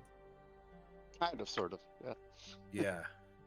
That's, It was like That's a weird. bad TV reception. I was meditating. I didn't talk to me. Well, Not she like wasn't- you. I mean, she didn't talk to anybody else at the monastery either, so I don't know if. To be fair, it was very difficult, I guess. Especially, it looked like it was mostly on her part. Yeah, and That she the was- connection was made. So Yeah. Oh, fair enough. Still, would have been nice to see her. Hope she's doing well. She was But kind of fuzzy. Well, I mean, it certainly seemed like she was trying to tell you guys something. Maybe, yeah, you reach out again tomorrow. I don't know. Yeah, I don't know if she had anything more to say. It was just that the image in the throne room had changed, and that she was seeing a girl there, and I told her that, well, we've met that girl. no longer a shadowy presence. It's Yeah. spoken into an image of a young, not what's her face, but a young girl. Not Zendala. So Remind me, who's the girl again? Moxanare. Moxanari, the princess. Oh, well, okay. we're assuming that's who Based she on the meant. description, it didn't seem like that, but I don't know. Maybe I Well, was she lost. said the age we thought Zendala was, which is about 17, roughly, Yeah, which fair is enough. her age. And it does seem like that's what the inference was. Yeah. She Oh, I didn't get them. describe her other than age. I mean, I guess that if we wanted more proof that she is supposed to be on the throne, I mean, Mesro certainly thinks she does. Well, she's also is currently wearing the things of Osa, so I think the fact that we chose to help might have yeah. had an effect itself. To be honest, I think this is just something that recently changed in her observations. It's a good point, Blackwind. In fact, when she said she told you how many days ago it was, and that actually lines up to the day that you guys agreed to help her officially. Oh, we should tell her we rescind and then see if it changes again. We said, just kidding. I don't think that we should do that. That just seems Cruel? cruel for the sake of experimentation. I don't know. We could learn something. I find it far more than coincidental. I wonder. Yeah, I don't know what that means. I guess that it could be anybody, but now it's her because did we change something? Well, the question it might be, is this image, especially of that point, is it of what future may come? Because I mean, what were we looking at? Some of the images might have been of the past They seemed or to present. they seemed to be present, is what they like. At least that was my conjecture. Was that it was showing us where these aspects of the beret are currently, like Well, what this, they're currently inhabiting. and this one might have just brought into focus that particular like person. So, which still may be present. That's why now that we have more information, maybe Yeah. that's what brought it to focus, I guess, would be a good way to put it. Yeah, it could be. Although some of the other ones were in clear focus, and I mean, we They didn't know were- anything about them. It was the only one that was sort of shadowy. I'd say it, us learning the information would bring it into focus, but we're not the ones seeing it, right? Masika is. So unless it's her connection to us, that is allowing her to see it clearly. Because we now know, right? When it was shadowy, we didn't know who had the It might show that we have a larger connection to Chult yeah. all I guess around. In fairness, we don't actually know until she drinks from the cup. Well, but she's wearing the accoutrement. I mean, we didn't know who had those or where they were until we got here. But right, I'm saying that doesn't. I mean, someone could kill me and take my clothes, Right? and then claim that they were me.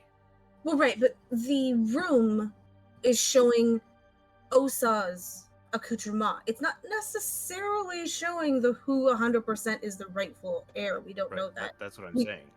And that's what I'm saying. We didn't know who had them, and now we do know who has them. But we she's don't know wearing that she's the rightful heir. But that doesn't matter, necessarily. It might not matter that she's the heir or not. If I put them on, it might show me in that room. We don't know if what it's Right. showing. Yeah, I think we're agreeing. My point is that we assume that she's the rightful heir, but we don't know until we have that cup. Right. And I'm saying that might not have any connection with the room. That's all.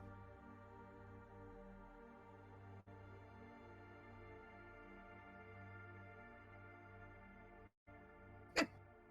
Because the room is Osa's, is all. And so is the accoutrement.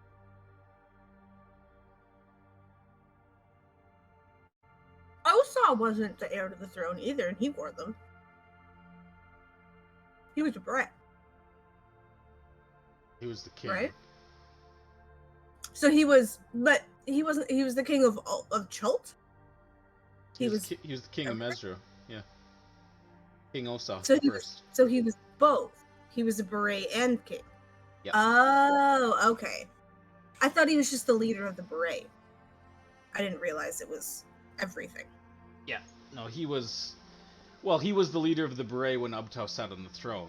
When Ubtao left and appointed an actual king, King Osa first was that king. So he chose one of the beret to be his king. Something dropped. I think it was your laptop. Nope.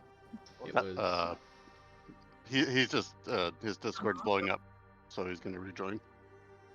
Oh, Andre. Andre. Oh, Andre dropped. Okay. Okay. We'll give him just a sec to come back. Look, I can fix the cameras with a click. Isn't that amazing? That was my. Damn it! I Click again. realized. Okay, fixed it. Yeah. Well, at least as far as your, I mean, players wise, you may not have got that, but your characters would have should. Right. Yeah. Okay. Yeah. Osa was the first king of Mesro when Ubtao was no longer physically ruling Mesro, because he was actually the king for, like, Ubtao himself ruled Mesro for a long time, right? And gave his powers to the beret to protect the city, and then when he absconded the throne, that's when he assigned a quote-unquote mortal, which is one of his beret, Osa, to be the first king of Mesro, like human king of Mesro. Okay. So when she says she's the heir to all of Chult, what's the difference between that and King of Mesro? Like, was Osa king of all of Chult, quote unquote? Like Omu and everything included, or was that separate? No, he was just Mesro. However, What? the way, so Ashara would, maybe I didn't explain it super well. So, Napaka's parents are the result of a quote unquote political union between the two. Oh, She's the okay. daughter of both bloodlines. Okay. Of Gotcha. Olmu, Napaka. She's direct descendant of Napaka. She, like I said, it's not clear which one was Napaka's daughter, whether it was Olmec was Napaka's son or Razan was Napaka's daughter. That's not clear. Right. But whatever one was descended from Napaka, the other one was descended from the royal line of Mesro. Okay, that's the part I missed. So okay. Yeah. Okay. Yeah. So she's technically the rightful ruler of both cities and therefore all of Chult, essentially, because there was no other major, like, well, unless you go back Mbala was further. gone, Yeah, well, Mbala was a vassal state of Omu, remember? It had its own Yeah. king, technically, but it was a vassal kingdom under Omu's control. Same with Oralunga. It was its own thing, temple city of Oralunga, but it was a vassal state of Omu. Okay. Mesro didn't really keep vassal saints because they weren't conquerors, right? But Omu did conquer other smaller nations and incorporate them into like a larger whole that still had their own rulers, essentially. So did Omu and them have like beret of their own? Or was that just a No. Mesro thing? Omu had... Remember, Omu was messing with... Like, the Ashaudan people were messing with whatever shadowy magics that they were using. That, until Omu and Mesro went to war and Razn went down and slaughtered all the Ashaudan. Committed genocide, essentially. Okay, so the Ashaudan were originally from Omu. Yeah, the Omuans aren't the same as Ashaudans. Like Ashaudan is like a ethnic group of Omuans. Okay. But they were the ones messing with all these shadowy magics, and they're the ones that essentially that messing with that magic versus the magic of Ubtao is what caused the war between the two. And Nasi decided to go down there and deal with the problem. So did the people of Omu not follow Ubtao? They did, but the Ashaudan were a corrupting influence. That's what caused the war. I see. Okay. And Nasi decided to end the war before more quote-unquote innocent people could be. So he raised up all the undead and went down there and slaughtered them all.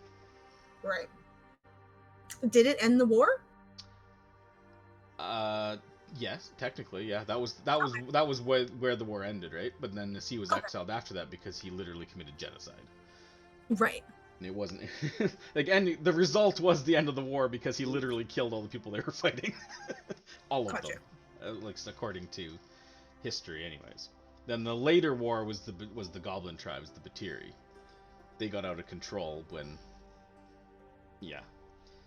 down the line, like later, and then the slave, then the slave rebellions was like when Oralunga and Omu and Mbala and like the vassal states, because Omu was like heavily into slavery, with the Ashaudans gone, which were the bad guys. I mean, this is all historical lens, right? Bad guys, quote unquote. They with all the slave revolts ultimately, because Omu existed as a civilization after Nasi wiped out the Ashaudan, but Queen Napaka, she was the last ruling queen. And according to what the history they know is, Omu itself fell with Napaka being the last ruler during the slave rebellions. And that would have been, I think it's roughly, like these are human lifespans we're talking about. Napaka would be Mawaksanari's grandmother. So this would have been probably like 80 years ago. Was when the last of the Omu civilization fell, quote unquote, and was lost. But Omu as an empire had been crumbling for long before that. Like Mbala fell well before Omu itself. Oralunga fell before that, like the slave rebellions, and then it all broke up into individual tribes that spread out, and they no longer identified themselves as Omuan anymore, but until it shrunk down to this like last bastion wherever it is exactly, and fell entirely. And with but that was after Mesro disappeared. Right, so with Mesro, the goblins attacked, the Batiri were protecting it. The only thing did we know if Nasi, he was trying to attack the goblins to get back in the good graces, right? Yeah. Okay. And we obviously have no idea what happened after Messer disappeared during that. Yeah, you don't know. After Messer disappeared, you don't know, did Nasi finish the job with the goblins? Or what happened with that? And remember, you know that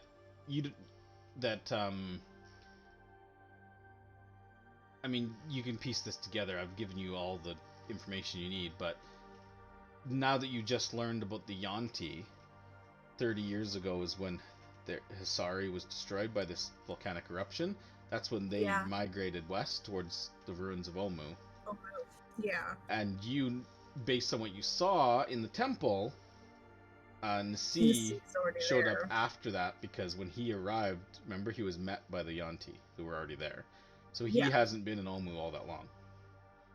As far as you're aware. Where he was and what he's been doing is totally, you have very little information on Nasi other than what but timeline wise you can kind of piece that together at least from the bits and pieces you know.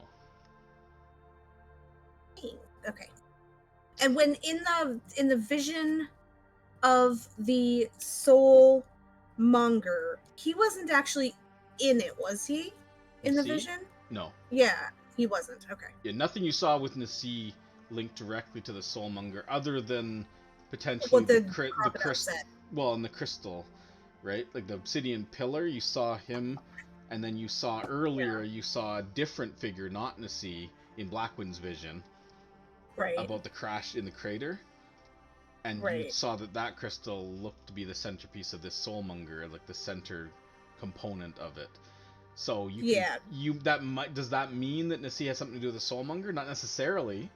But you do know that both of them, as far as you're aware, both of them exist in Omu. Right. Is Nasi aware of the soulmonger? Did he have a part in it?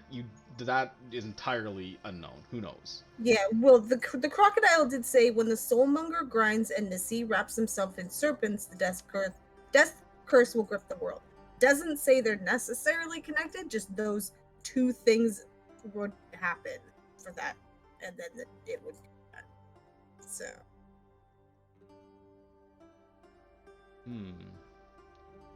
Well, you guys still have another 15 days to ponder these things, but as the next thing that I have that happens is on the 23rd of Tarsak, so about a week later.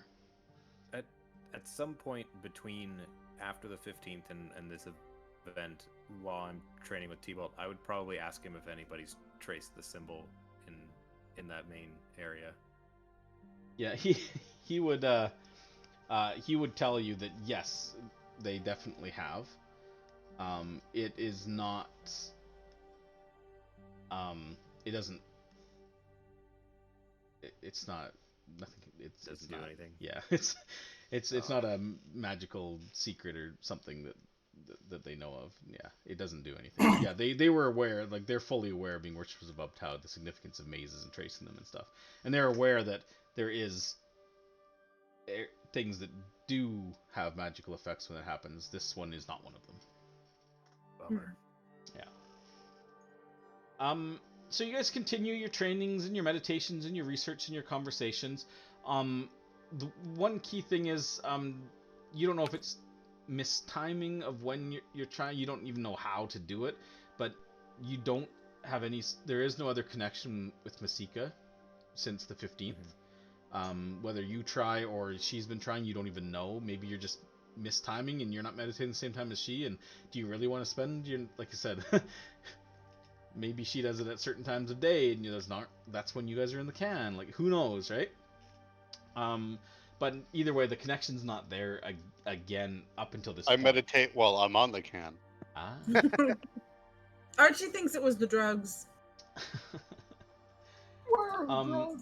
But on the 23rd, there is another thing that comes to light, and I don't know who would discover this exactly. It doesn't. I feel like it would be Jonah. Jonah's been spending a lot of time in some of the upper terraces where like they have their gardens and stuff during when there's not monsoon, coming down on you, and there's hour here, hour there, where you get you can get out there, and during one of these times, you would discover, and wouldn't be something that seems to be a secret, but you guys, I don't know, as players or as characters even, Blackwood may have been wondering this because he's the only one that saw it, and I don't know if you told anybody about it. Moaxinare seems, and as she becomes more comfortable with you guys, it becomes pretty obvious that she has magic. Particularly, she makes use of, and Archie would have seen this quite a bit actually in the libraries and stuff. She makes use. I say library. They don't really have a library, but they have, when you guys are doing your study times and stuff. She makes liberal use of an unseen servant spell. Just like doing stuff, anything would be any sort of manual labor on her behalf. She just has an unseen servant do it. Like making her bed or sweeping up or tidying up the books when you guys are done. Like, she doesn't do it herself. She just kind of like conjures this unseen spirit and has it do it. So she's not hiding her magical abilities, but it becomes, and she's willing to divulge after Jonah. You would come across her in this upper garden during this time. After like a storm has come through. And you kind of going up there just to, check, did we lose everything that we were growing up there because it got blasted in this storm? Like, every once in a while, you just tidy up and make sure things are secure and everything. While you're doing that with some of the other monks, you would notice that she is coming back down from a higher bluff. Seemingly has been out in a storm. So she's kind of dripping wet and everything. But she would divulge after that encounter, particularly if Jonah would be curious as to why she's out in this inclement weather. She would feel comfortable after now 20 days of your guys' presence and getting to know you guys and being able to trust you. She would let you know that her powers come from basically a pact that she has formed with who she calls the Wind Dukes of Akka. And I don't know if any of you guys, you could give an Arcana check if anybody knows what those are. Actually, I think I've already introduced these things. Maybe not. Does that ring any bells for anybody? I might have introduced when you first got here. Maybe not. Doesn't sound familiar to me. I mean, you talked about the primordial elemental dudes. Yeah, so not these guys specifically. Yeah, you guys aren't super familiar, but it does ring some bells. The Wind Dukes of Akka are essentially powerful elemental lords, but they're not primordials or gods. They are just like basically the rulers of, like, in the plane of air. Like there's like elemental beings called like jinn. So there's genies, right? They're some of the more powerful rulers of the elemental planes are things like the Ifrits and the Dao, the Marids and stuff. Like, they're all genie type creatures. Well, the leaders of those are essentially what the Wind Dukes of Akka are. They're kind of on the level with like powerful archfey. They're not gods, but they're very powerful creatures, elemental creatures. And so she would tell you that it's not a royal tradition. She chose to take this on herself, and Ashara would confirm that she essentially has allowed it. And because the Wind Dukes have a history of not worship by Aarakocra, but they are, I guess, revered. They're not worshipped as gods or deities, but they are respected and revered.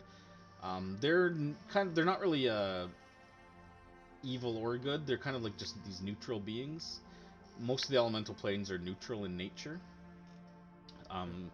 Although some of them tend a little bit more towards like chaos or law, good or evil. Like the Ifrits are a bit more on the evil side, whereas the Jinn are a bit more chaotic.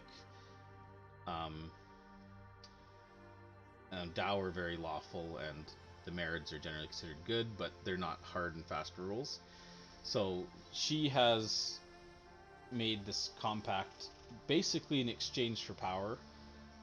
She believes that it's a necessity. She is not a skilled physical warrior. Not for lack of T-Bolt trying to teach her, but she just doesn't have the aptitude. And she didn't have any. She didn't feel she had any other recourse. Like, you know, she couldn't go to a magic academy and learn arcane magic. She didn't have any sort of priesthoods to learn divine magic.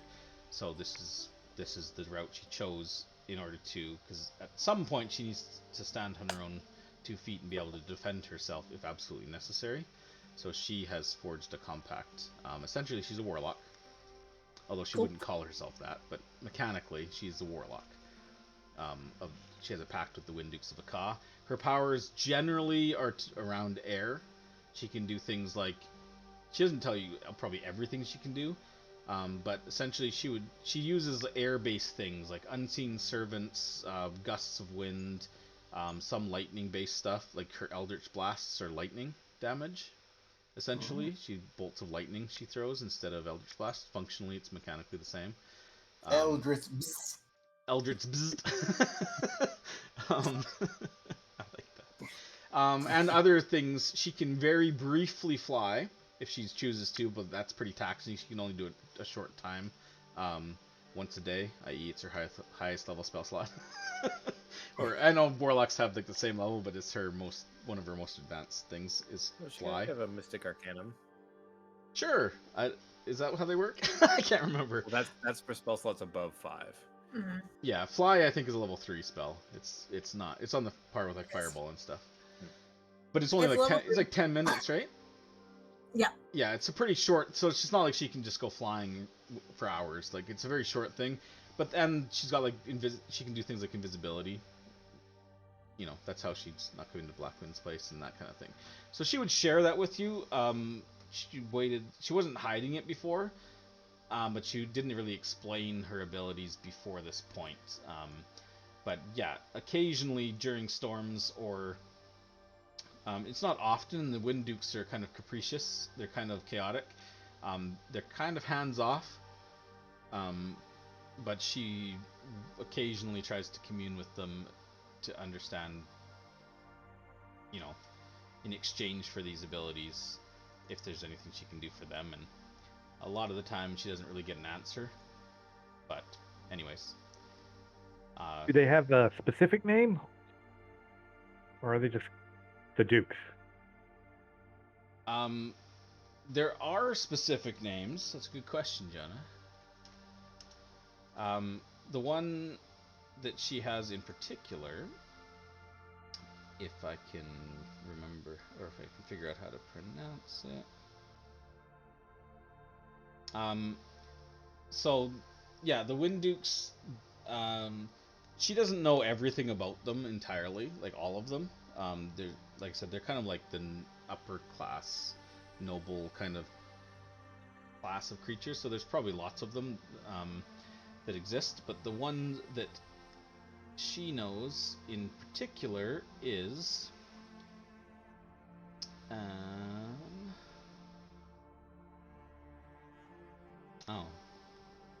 okay, so canon, the book actually doesn't say the name of the creature exactly. Okay, so I guess I have to just pick one. Sorry, I didn't think of this.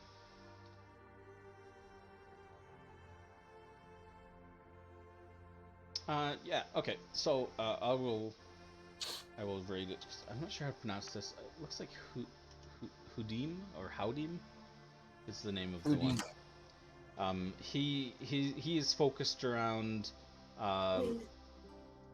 leading rule of law, and that kind of thing. So he's the one particular, but she does talk to others as well that all have similar names. There's Kirdim, Vindim, Wergadim. Anyways, they all seem to end with Deem. Yeah, they all seem to end with Eam or Deem. Emerdoom. But yeah, he is Wind Dukes one- of Akka is better than the Hemerdeems. the Hemer Deems. Yeah. But yeah, so that's what you learn. I don't know if that changes you guys' opinion of her or not. You can decide that for yourselves. But yeah, that's where her magical abilities come from. Although she's not super advanced, she doesn't have super high level powers or anything Yet. yet. She's Wait till she meets Grast. and you you would know, or she would tell you that she initially forged her pact on her 14th year. This was a couple years after her parents died. She had an encounter during there was actually a Terrafolk raid where several of her guards were killed, and T-Bolt couldn't get to her quite in time, and she and the prince had to basically hide as the Terrafolk was trying to get at them, like in a closet essentially, just kind of like holding it shut. They were saved, fortunately, but that kind of prompted her to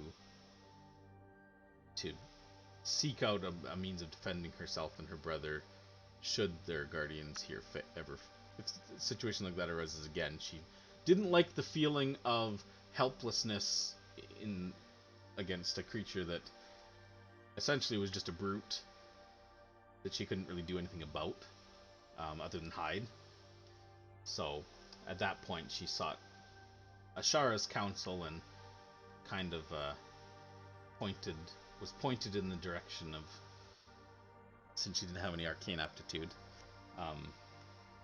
Ashara would as well, FYI, Ashara also has a very similar pact. She's a warlock too. They don't. They're everywhere. Yeah, they don't follow God. Like it's Chalt, they don't follow gods, and they're not getting their powers from the arcane either. So elsewhere is where they pull their powers from. Hence the lightning spells and stuff that you've seen them do. Good idea. It's hard to get rest here. Being a warlock's a smart idea.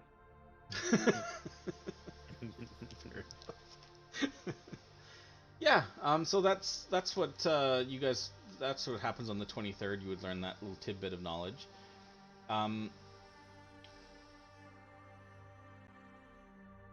So I want to check with you guys, because then last thing that would happen would be on the 30th.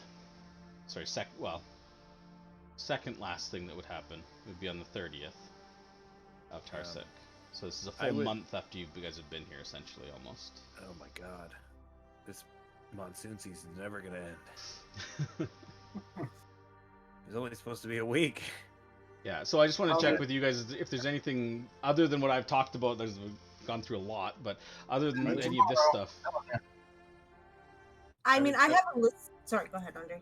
I would just one quick thing that I would kind of rewind on is remembering that I have the Rain Stick of Umbala. I would have offered that if there was a day where they needed a reprieve from the weather, that I could use it to reduce it to a light rain. Just in the event that something like that is needed. I don't know if they would ever want that, but that is something that I would have offered. Well, that's heresy. They throw you off the... No, I'm just kidding. No. All right. See you later, guys.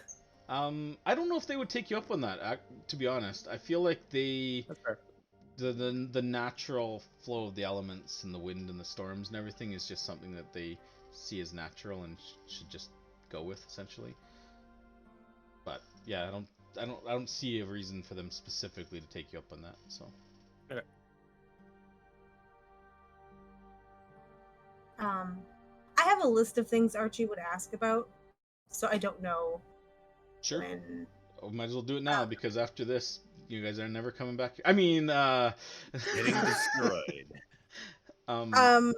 Now, bear in mind, she doesn't have a full library. She has some knowledge and some scrolls and things that are pretty old, but she lets you have access to.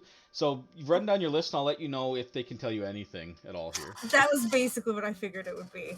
Okay. Did the yellow banners ever come through here?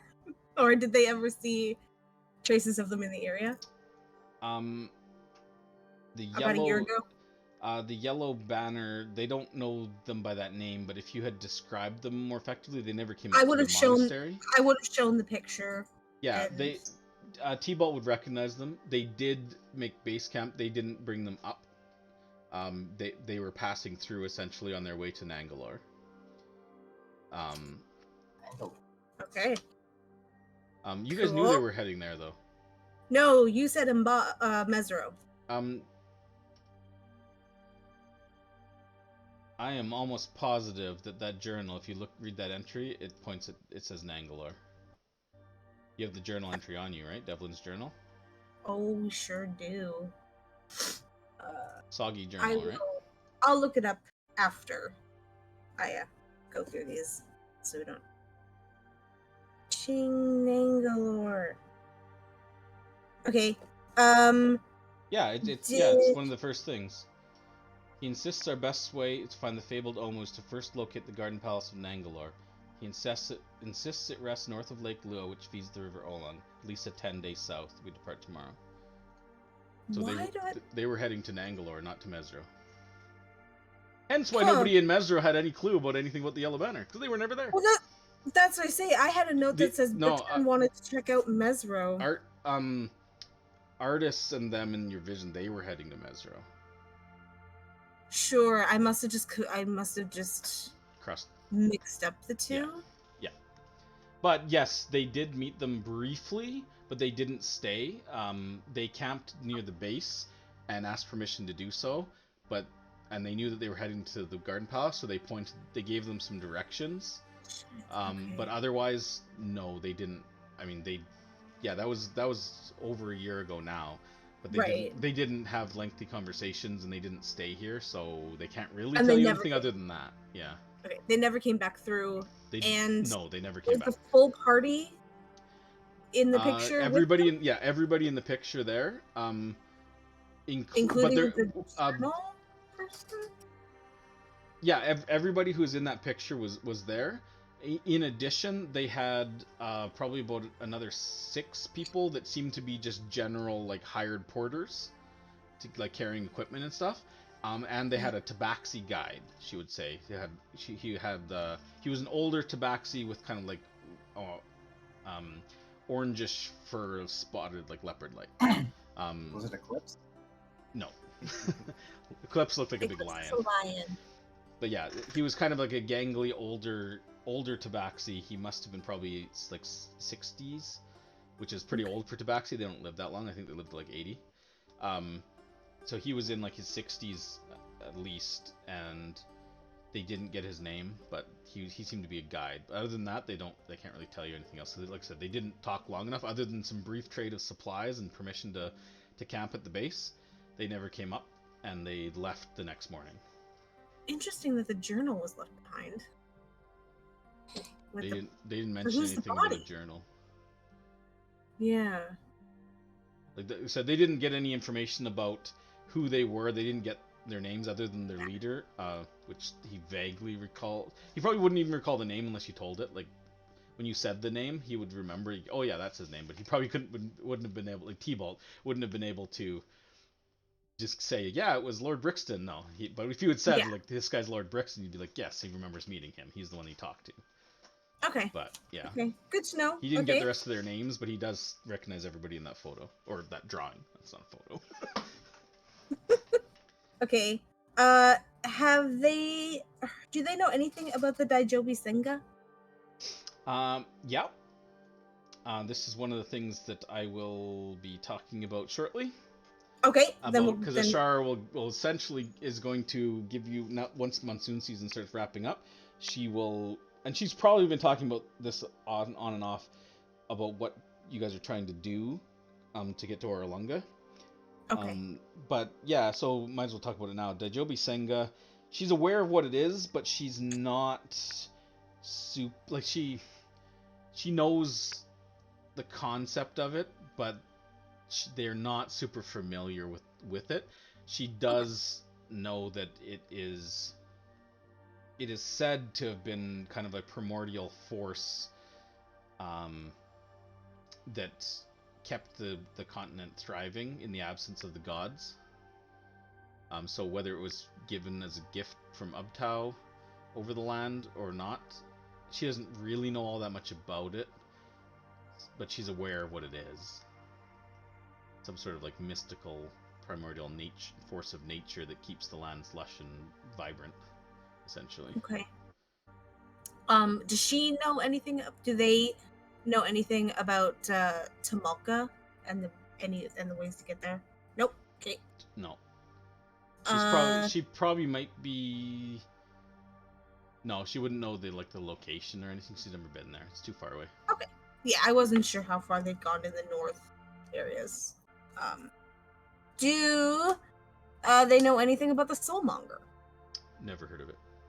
Okay, even I when I'm doing, I would show with my minor image what these things look like, just in case the visual things. Anything. Yeah, they've never seen it.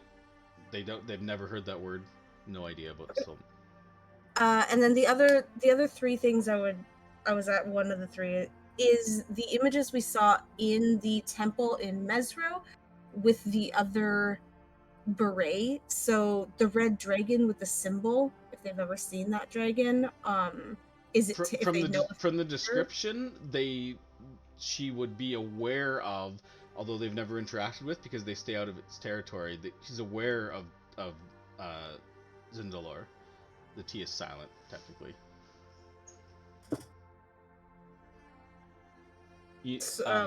So Tinder / Zindalor. Oh, okay, it's the same. Same thing. Tinder is just what, like the. What's his name calls What's it? his name called her? Yeah, Tinder. But it's okay. Technically it's Zindalor with the T is silent. Okay. She's aware of that. She knows about like the fire newts, like they're lizard-like folks that live around the volcano. She's aware of them, but that's about it. They don't go that far to the west. That's all the way to the southwest, right? Yeah, like beyond the peaks of flame, they don't go that far. Okay. Do they have any idea what the dinosaur with the golden scales might be? Nope. They're unfamiliar with that. All right, and the other one would be the thing that we saw over Umbala, the shining diamond. Again, I would show exactly what I saw. It was the Venari one with the thunder. So the Umbala plateau, shining blue diamond crackling, large stone with storm around it, another outcropping over the swamp, plateau, sheer cliffs, storms, all that.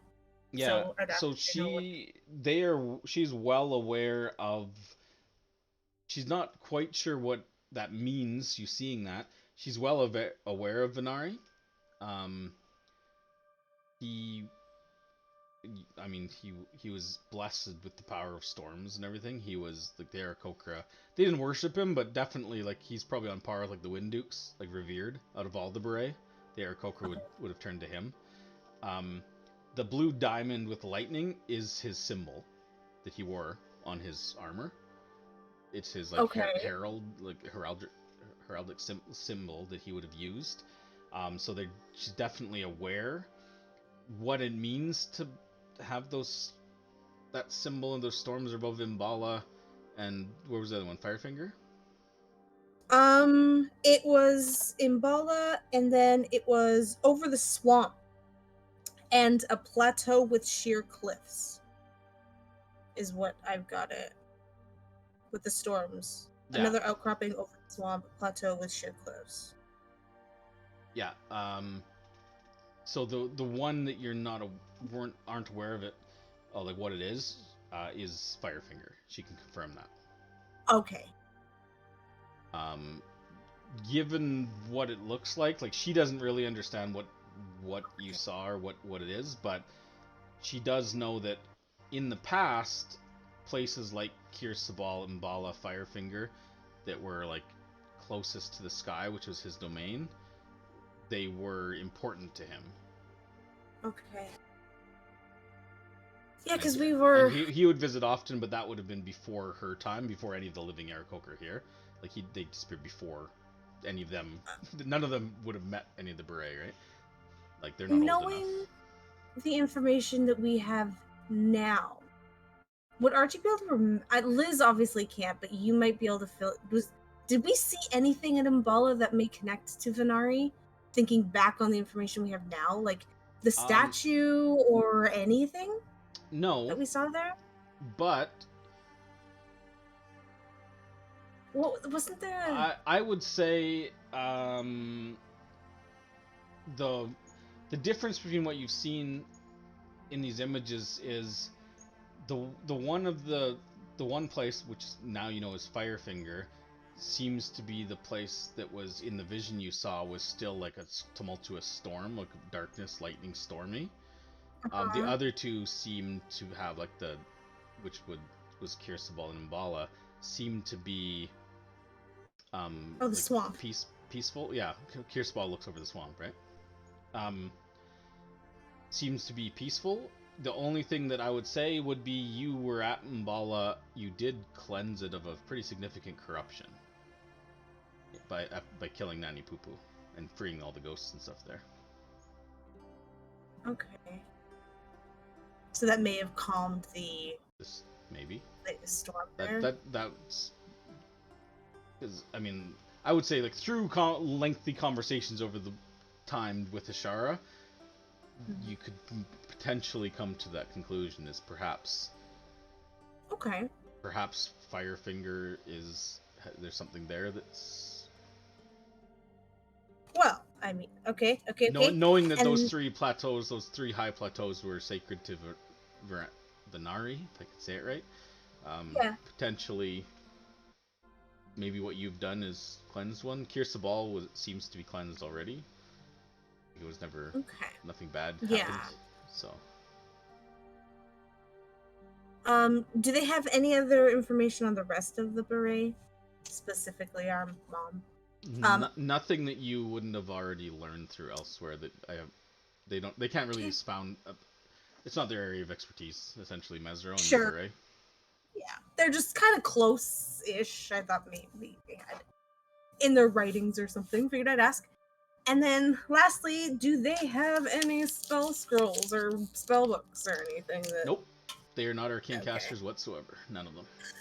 Okay, well, I mean, technically they are because they're warlocks, but they don't work off of like grimoires and spellbooks and scrolls. Sure. Again, it's just maybe they found something at one of the runes somewhere. Sorry, and Liz. They shoved it in a closet in the back. I don't know. Yeah. If I don't ask, I'll never find any. I'm sorry. I'm just never. I know you're chomping at the bit for some spell scrolls, but no, this is not the place to get them. That's fair. I would like to copy one of my spell scrolls into my book. Sure. While we're here. All right. That's all the questions I can think. List. Okay. Anybody else have anything else that they want to ask about in particular, or learn about, or do while they're here? I know one in particular, which is Aelin. I'm going to touch on in a moment, but the sharing of once I was able to confirm the star symbolism and all that added information with her. Did that actually? Yeah, for sure. She would, and this is why one of the reasons why the princess was so interested in you, and asking questions about like your heritage, because you have a symbol of Elistray, right? Like on you, like a tattoo. It's or on my hand, yeah. Yeah.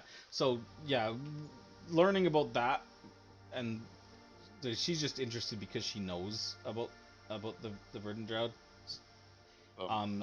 She's not seen that symbol in particular, but based on your conversations with her, what you would have told her about like that goddess and the teachings and the following and all that kind of stuff, from the limited contact that the Aarakocra have had with them, it sounds very similar, like very, very similar, but she can't confirm one way or the other if it's absolutely the same goddess or the same, but it sounds very similar. Yes. Well, to put it quite simply, out of the Drow gods, she was probably the only, or amongst the only, friendlies and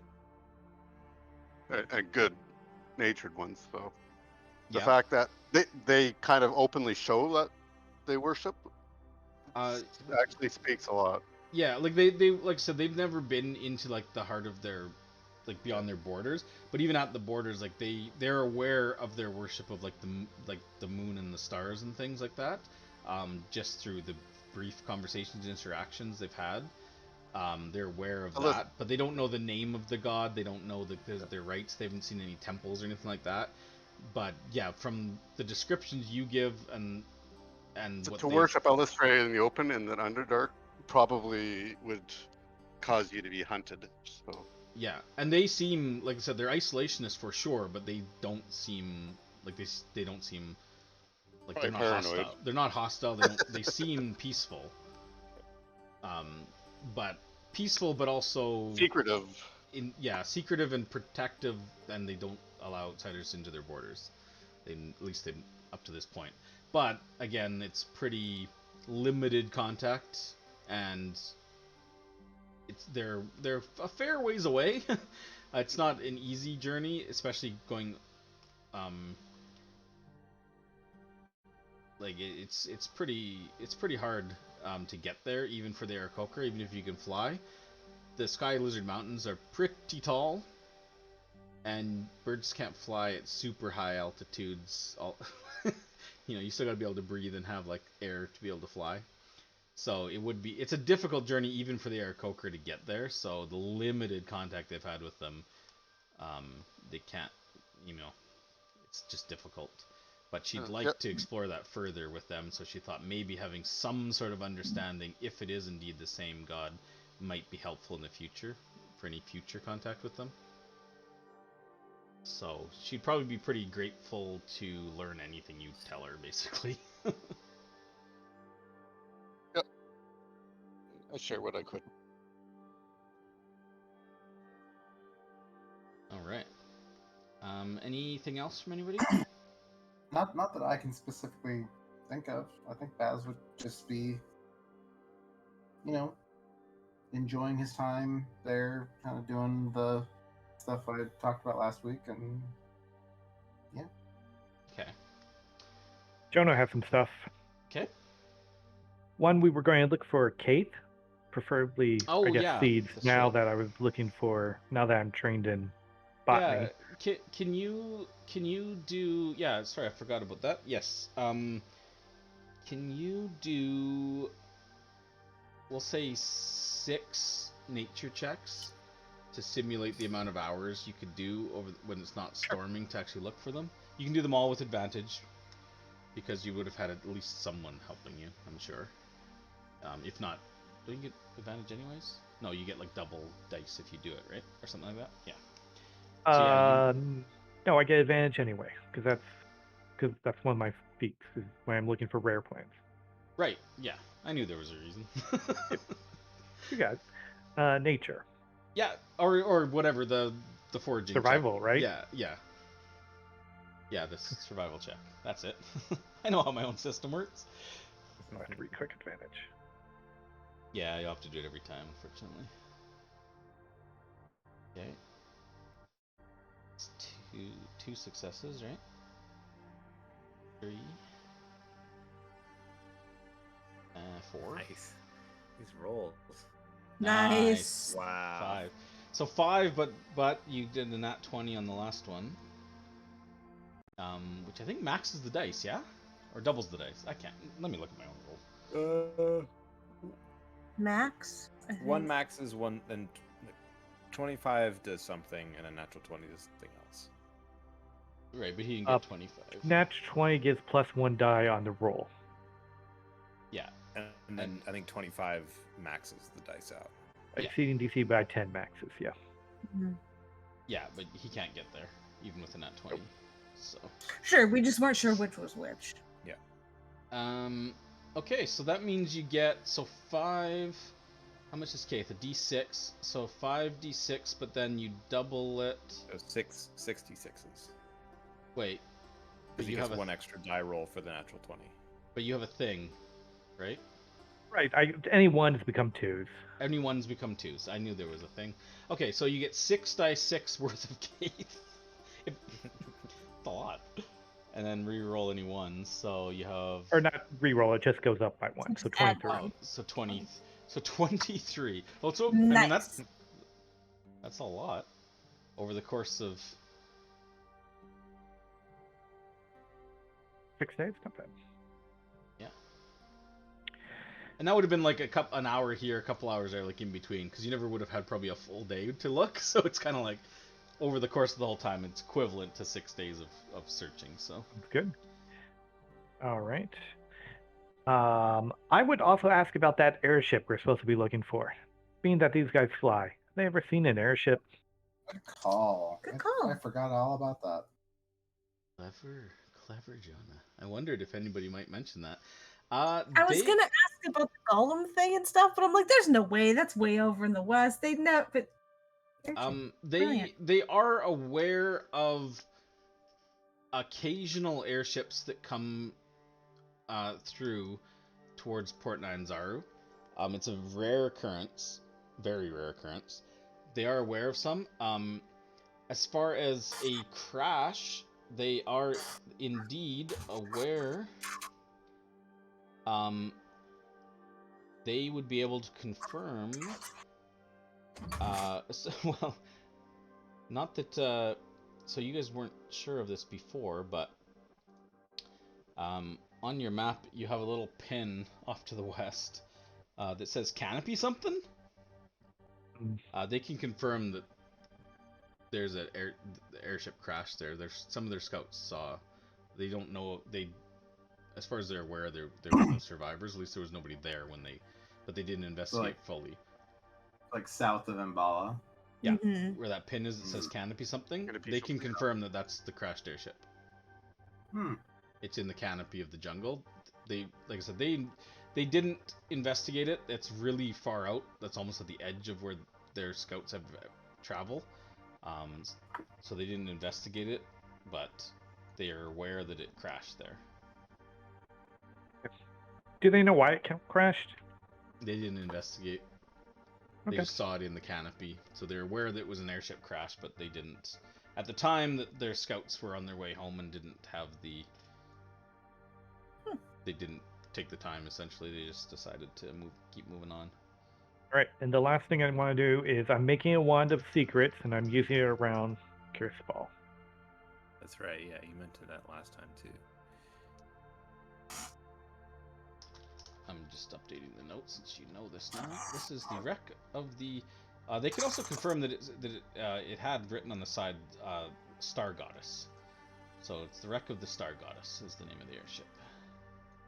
Well, the airship's not called the wreck of the... Wakanga. Yeah, it was his. So we can definitely take the information back to him.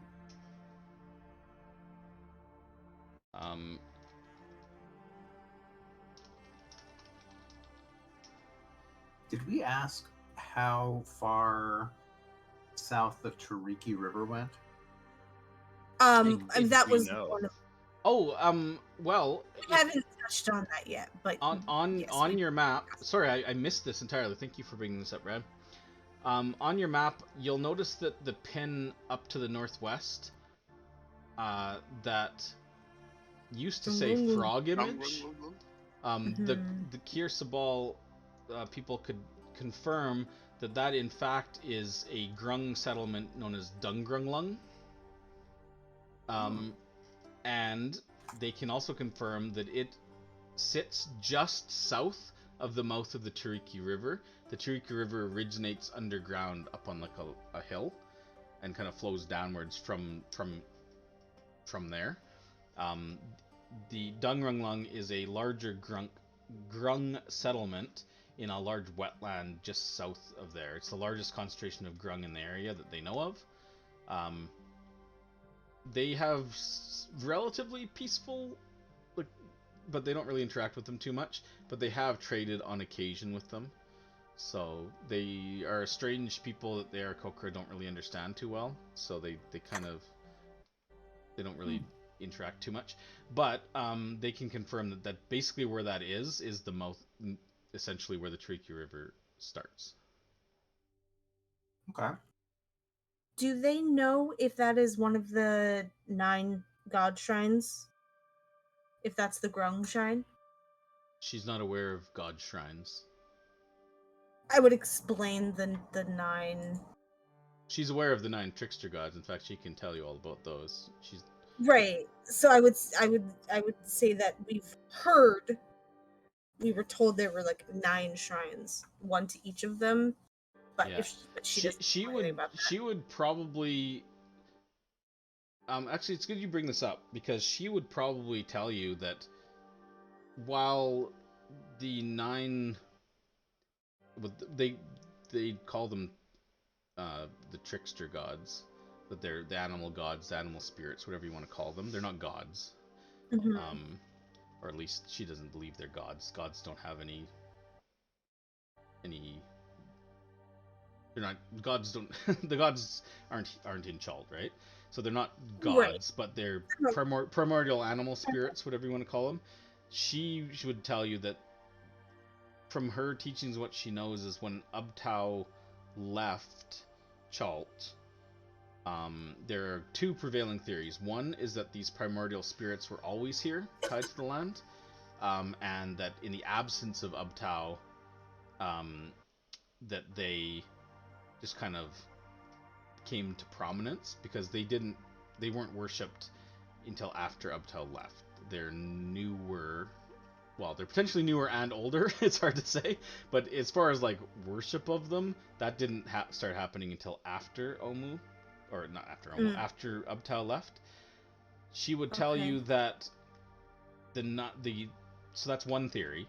The other theory is that the trickster gods themselves are individual aspects of Ubtao's personality, kind of fractured. So he never actually left Chult. He just left his form and joined with Chult in a more holistic way, splintering himself and becoming more in tune with the whole continent as a whole.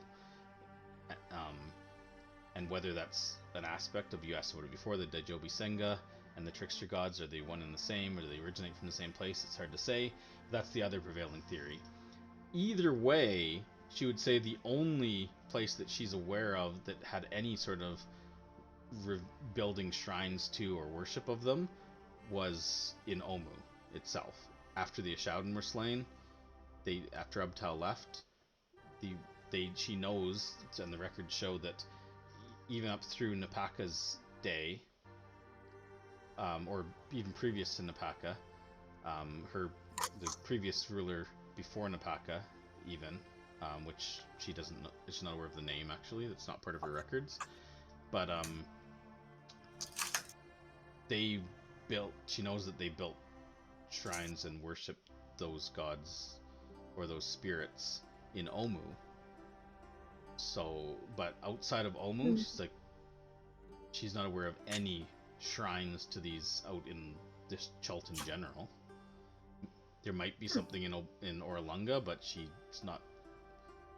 As far as she's aware, there's no shrines to like Wongo and Aijin and Papazotl and Unk and all of the like the 9 gods. No. Yeah. In Omu, maybe. So.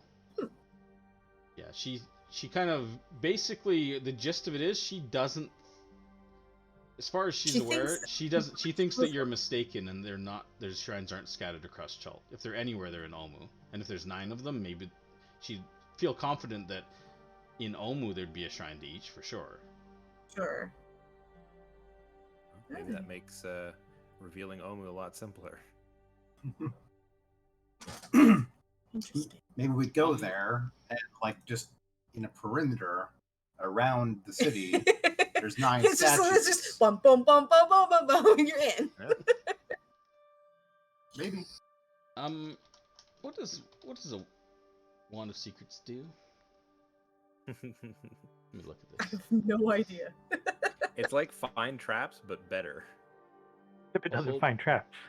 Okay. It does. The wand has 3 Does it? charges. While holding it, you can use Oh, an action to spend a yeah, charge, and if a secret door or trap is within 30 feet, the wand pulses and points at the one nearest to you. The wand regains charges at dawn. Okay, so it just points out secret doors and traps. And traps. Okay. Well, you won't find any traps. Unless you count rickety stairs traps. No, but I assume it means like malevolently built traps. that are designed to hurt people, not just hazards. Secret doors? Yeah, there is. I mean, it's not anything super special, but there is some secret doors that I don't know if you remember the image. I don't have it in front of me, but the image of Kir Sabal, there's kind of like a cave kind of in that image, kind of in the middle, kind of below where the temple is. It looks like a little cave cut into the side. There is some secret doors that actually lead out of the temple and out of the other building that the children live in, as well as Ashara's building above that. There is some tunnels there that lead down to that cave, so it seems to be like an escape route. Yep. I don't know if Jonah would just find those doors, or would he go and explore them? Oh yeah, definitely explore. Okay. So I guess the one thing that you would find, I mean, there's nothing like crazy, like revolutionary down there, but essentially they are pretty well-worn. They may be natural caverns. They don't seem to be like carved, although they are carved in places to just allow better navigation, if you will. But they do seem to be basically like escape routes, it looks like. Or maybe alternate entrances. You're not sure if they had a different purpose at one point, but they lead down to this cave, which is kind of tucked away, just kind of in the side of the cliff face, kind of in like a little bit of like a crevice that's would be, you imagine, pretty difficult to see from the outside. So maybe it's a secret way in or out, if need be. But unfortunately, Jonah can't fly, so you'd probably get down there and be like, oh, okay, it's the edge of the cliff. Well. Oh, downward cast fly. Whee! Into the hurricane? Into the hurricane. Assuming you wait for a calm in the storm, sure, you could fly off there and back up to... Okay. You can cast fly? Yeah. I have little, yeah. It's one of my potions. Oh, okay. Okay. Wait for a day where he has it, and then go down there and... Well, I can make one for a first level spell slot. Oh, okay, you can choose one. Yeah. Okay. Mm-hmm. So sure, yeah, you could fly off there, and assuming you're not in a hurricane, go up to the top or wherever you want to go around it. But yeah, I mean, there's nothing, like I said, there's no like hidden like treasure rooms or secret traps or anything crazy that's like a secret, like a secret shrine to demon god or something. No, there's nothing like that in Kir Sabal, but there is that little kind of bolt hole that would lead out. All right. If need nice be. to know. Maybe if they were under assault. Yeah, but what if there was, though? What if there was? That would be cool. That would have been, way cooler than what I just said. Thanks, Brad. Pointing out how stupid my answer was. Yeah, but also doesn't change the campaign narrative entirely. Oh, we gotta assassinate the princess now. We have a secret way in. That's it. I'm done. Everything's crossed off my list. I was hoping for like a hidden, like, little compartment in Tybalt's room where he hides, like, I don't know, the real Tybalt weird skull. Or I was thinking something more innocuous, like, a teddy bear. I don't know. Porn. Or porn.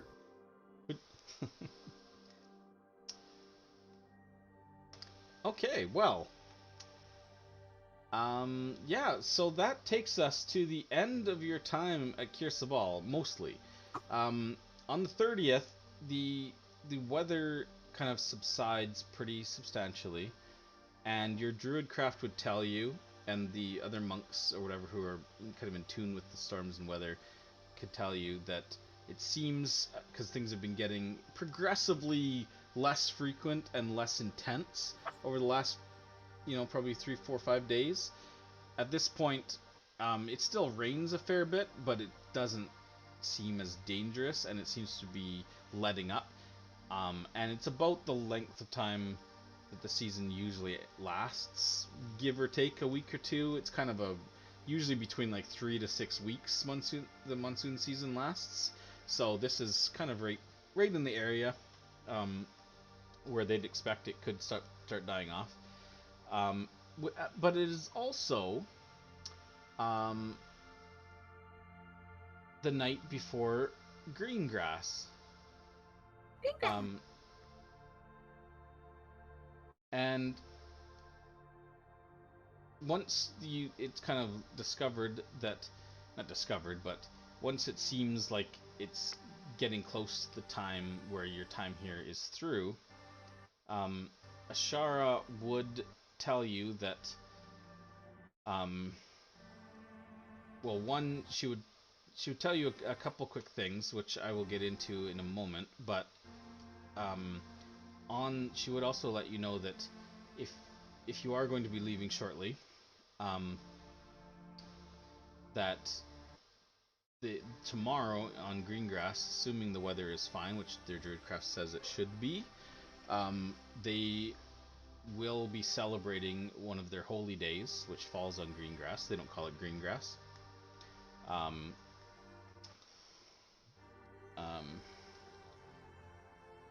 They call it basically what translates to 420.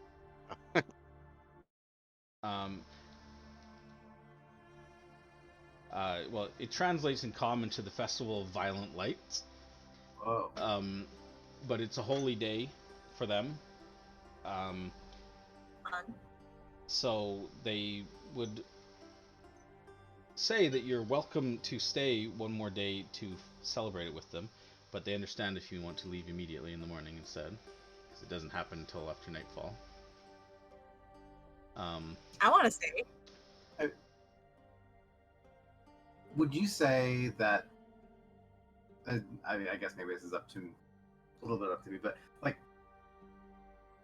over this month, like have we become friendly, like friends with these people, or is it as it kind of maintained more of a you're kind of just staying here, or we're friendly, but we're not like close? I feel like I would consider. I mean, I feel like you guys can kind of decide how much your characters feel towards any of the given people here, but I would say in general, like spending a month with these people, I would say one thing is like the time spent here in general has been a very, I guess, cathartic, very kind of.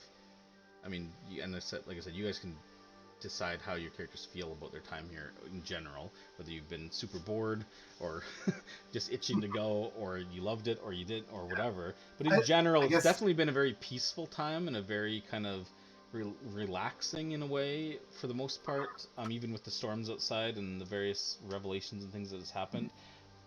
As far as the individuals, like I said, I kind of went through which characters may have spent the most time with which NPCs and what they were doing. I would say, have you become friends with them?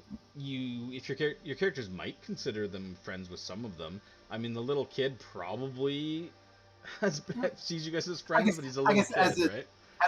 As a more general thing, like, has it been like, we're all here, but the Aarakocra, they kind of mill about, mostly keep to themselves. They might say, hey, but then I feel like, I mean, outside the general NPCs, I feel like, or the named NPCs, I feel like the general populace, they are, I mean, obviously individuals have their own quirks and things, but I would say in general, yeah, you've become friendly with the populace, for sure, yeah.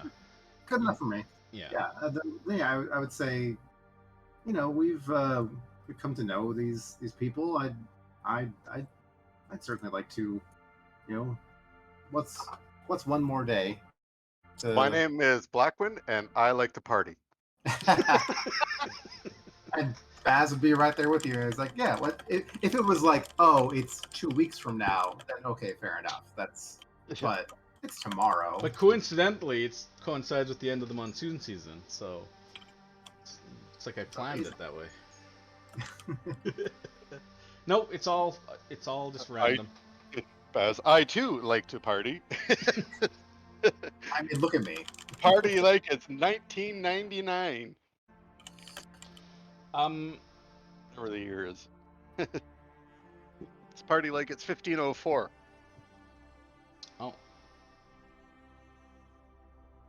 The parchment? You're talking about the stone tablet? The tablet. Yeah. Oh, okay. So secret messages? Let's cover that. Yeah, secret. Let's cover that now, and then we'll take our break, and then we'll come back for the last little. See what happens here. I just realized that I had it, and I was like, maybe given the encounter we had, I should bring that up. Where is? I just want to read it to myself. Here, I can drop it in the main campaign. Yeah. In the main campaign. In Discord. Oh, in Discord. Okay, sure.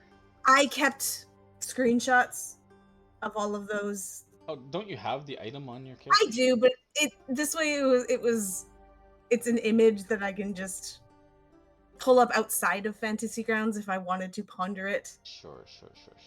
At other times. Did you put it in there? I don't have to switch Yeah. screens now. Main campaign channel on Discord. Sorry, I can probably link it in game too. Okay, so you want to know if Ashara recognizes anything about this in general? Yeah, so I would tell her that the whole Mr. Withers things reminded me of the guys that attacked the clockwork. Right. Which, by the way, during monsoon season, the hurricanes, there was not a repeat of that. They got in their licks right before the season's kicked up. To the esteemed Valinda, so she would tell you, and she's told you this before. Valinda's shadow mantle is at the floating heart of but like I said, they've been kind of rebuffed anytime they tried to treat with her, so they're not quite sure. She knows she's with the Red Wizards, although she would confirm she doesn't wear the red robes or have like the tattoos or anything, so she's not sure if she's actually a Red Wizard or is just working with them. Okay. So she recognizes that name, Valinda Shadowmantle. She doesn't know anything about Thay or Zaz-Tam. She doesn't know anything about that. It's outside of her, other than general knowledge. Like she knows what Thay is, but she's aware of the outside world. But yeah, she doesn't really know anything specific on behalf of the Eternal. She doesn't know who they might be referring to of Eternal Lord. She doesn't know what that means. While the gods may fear to tread, she thinks that's probably an indication of like the gods aren't allowed here with the compact with Ubtao. At least that's how she would interpret that. She doesn't know what Black Maleficence means, name echoes, all of that. They've forgotten Ashao. She knows who the Ashao people are and the history beyond that, but nothing more than you've already learned. Okay. She doesn't know anything about Grand Terrible Design of that third paragraph. Just seems to be a very kind of she would probably describe it as grandstanding. Yeah, the Black Pillar, the Shard of Darkness. I mean, you guys told her about the dreams and things you said, so she assumes it has something to do with that. But she knows where Napaka once ruled. She can confirm that's Omu. Napaka is Mwaxanari's grandmother. Yeah, she doesn't know anything about a Mr. Withers. Although, it sounds like things that the gargoyles have said in the past during attacks, but it's like the way of speaking, the kind of verbose kind of way it's written. So they don't really know why the gargoyles are attacking. She suspects that it has something to do with the children here, but it could just be they could just be violent, just attacks against her people. She doesn't really know their goals because they've never had a chance to actually talk with them. They've never been able to. It's just been fight to the death essentially. Okay. They don't really give any time for negotiation. Okay. So yeah, so really not a lot. Sorry. No, that's fine. I just wanted to double check because we hadn't really asked any more about the dudes that attacked or anything, and so since we connected it to this, I didn't see if they had any. Good, smart. Anything else? It's interesting that that it's addressed to the Red Wizard at the Floating Heart, though. That's technically. It means this Mr. Withers is well aware of the Red Wizards and the fact that they're here. Yeah.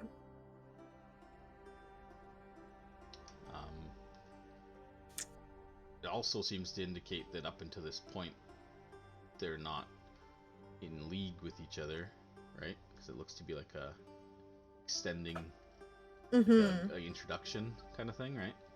Which Yeah. you might assume never got to Valindra.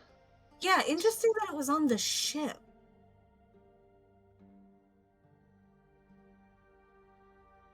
I mean, you guys knew that the Red Wizards were starting their expeditions from Port Nyanzaru, so maybe they were trying to link up with them before they left, or maybe. But that's what I mean. But like on a ship with the vampire, with the 12, it's interesting.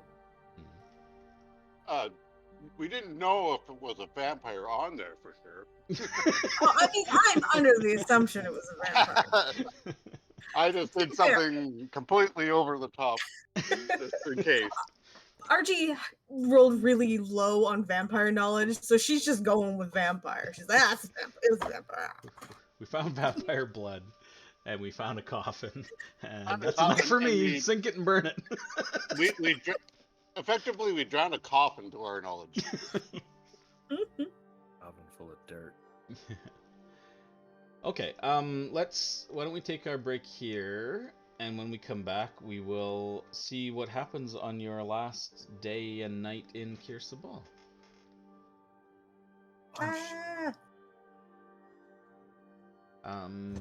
Nothing wrong. Shall we say let's come back at like 25 after, 15 minutes?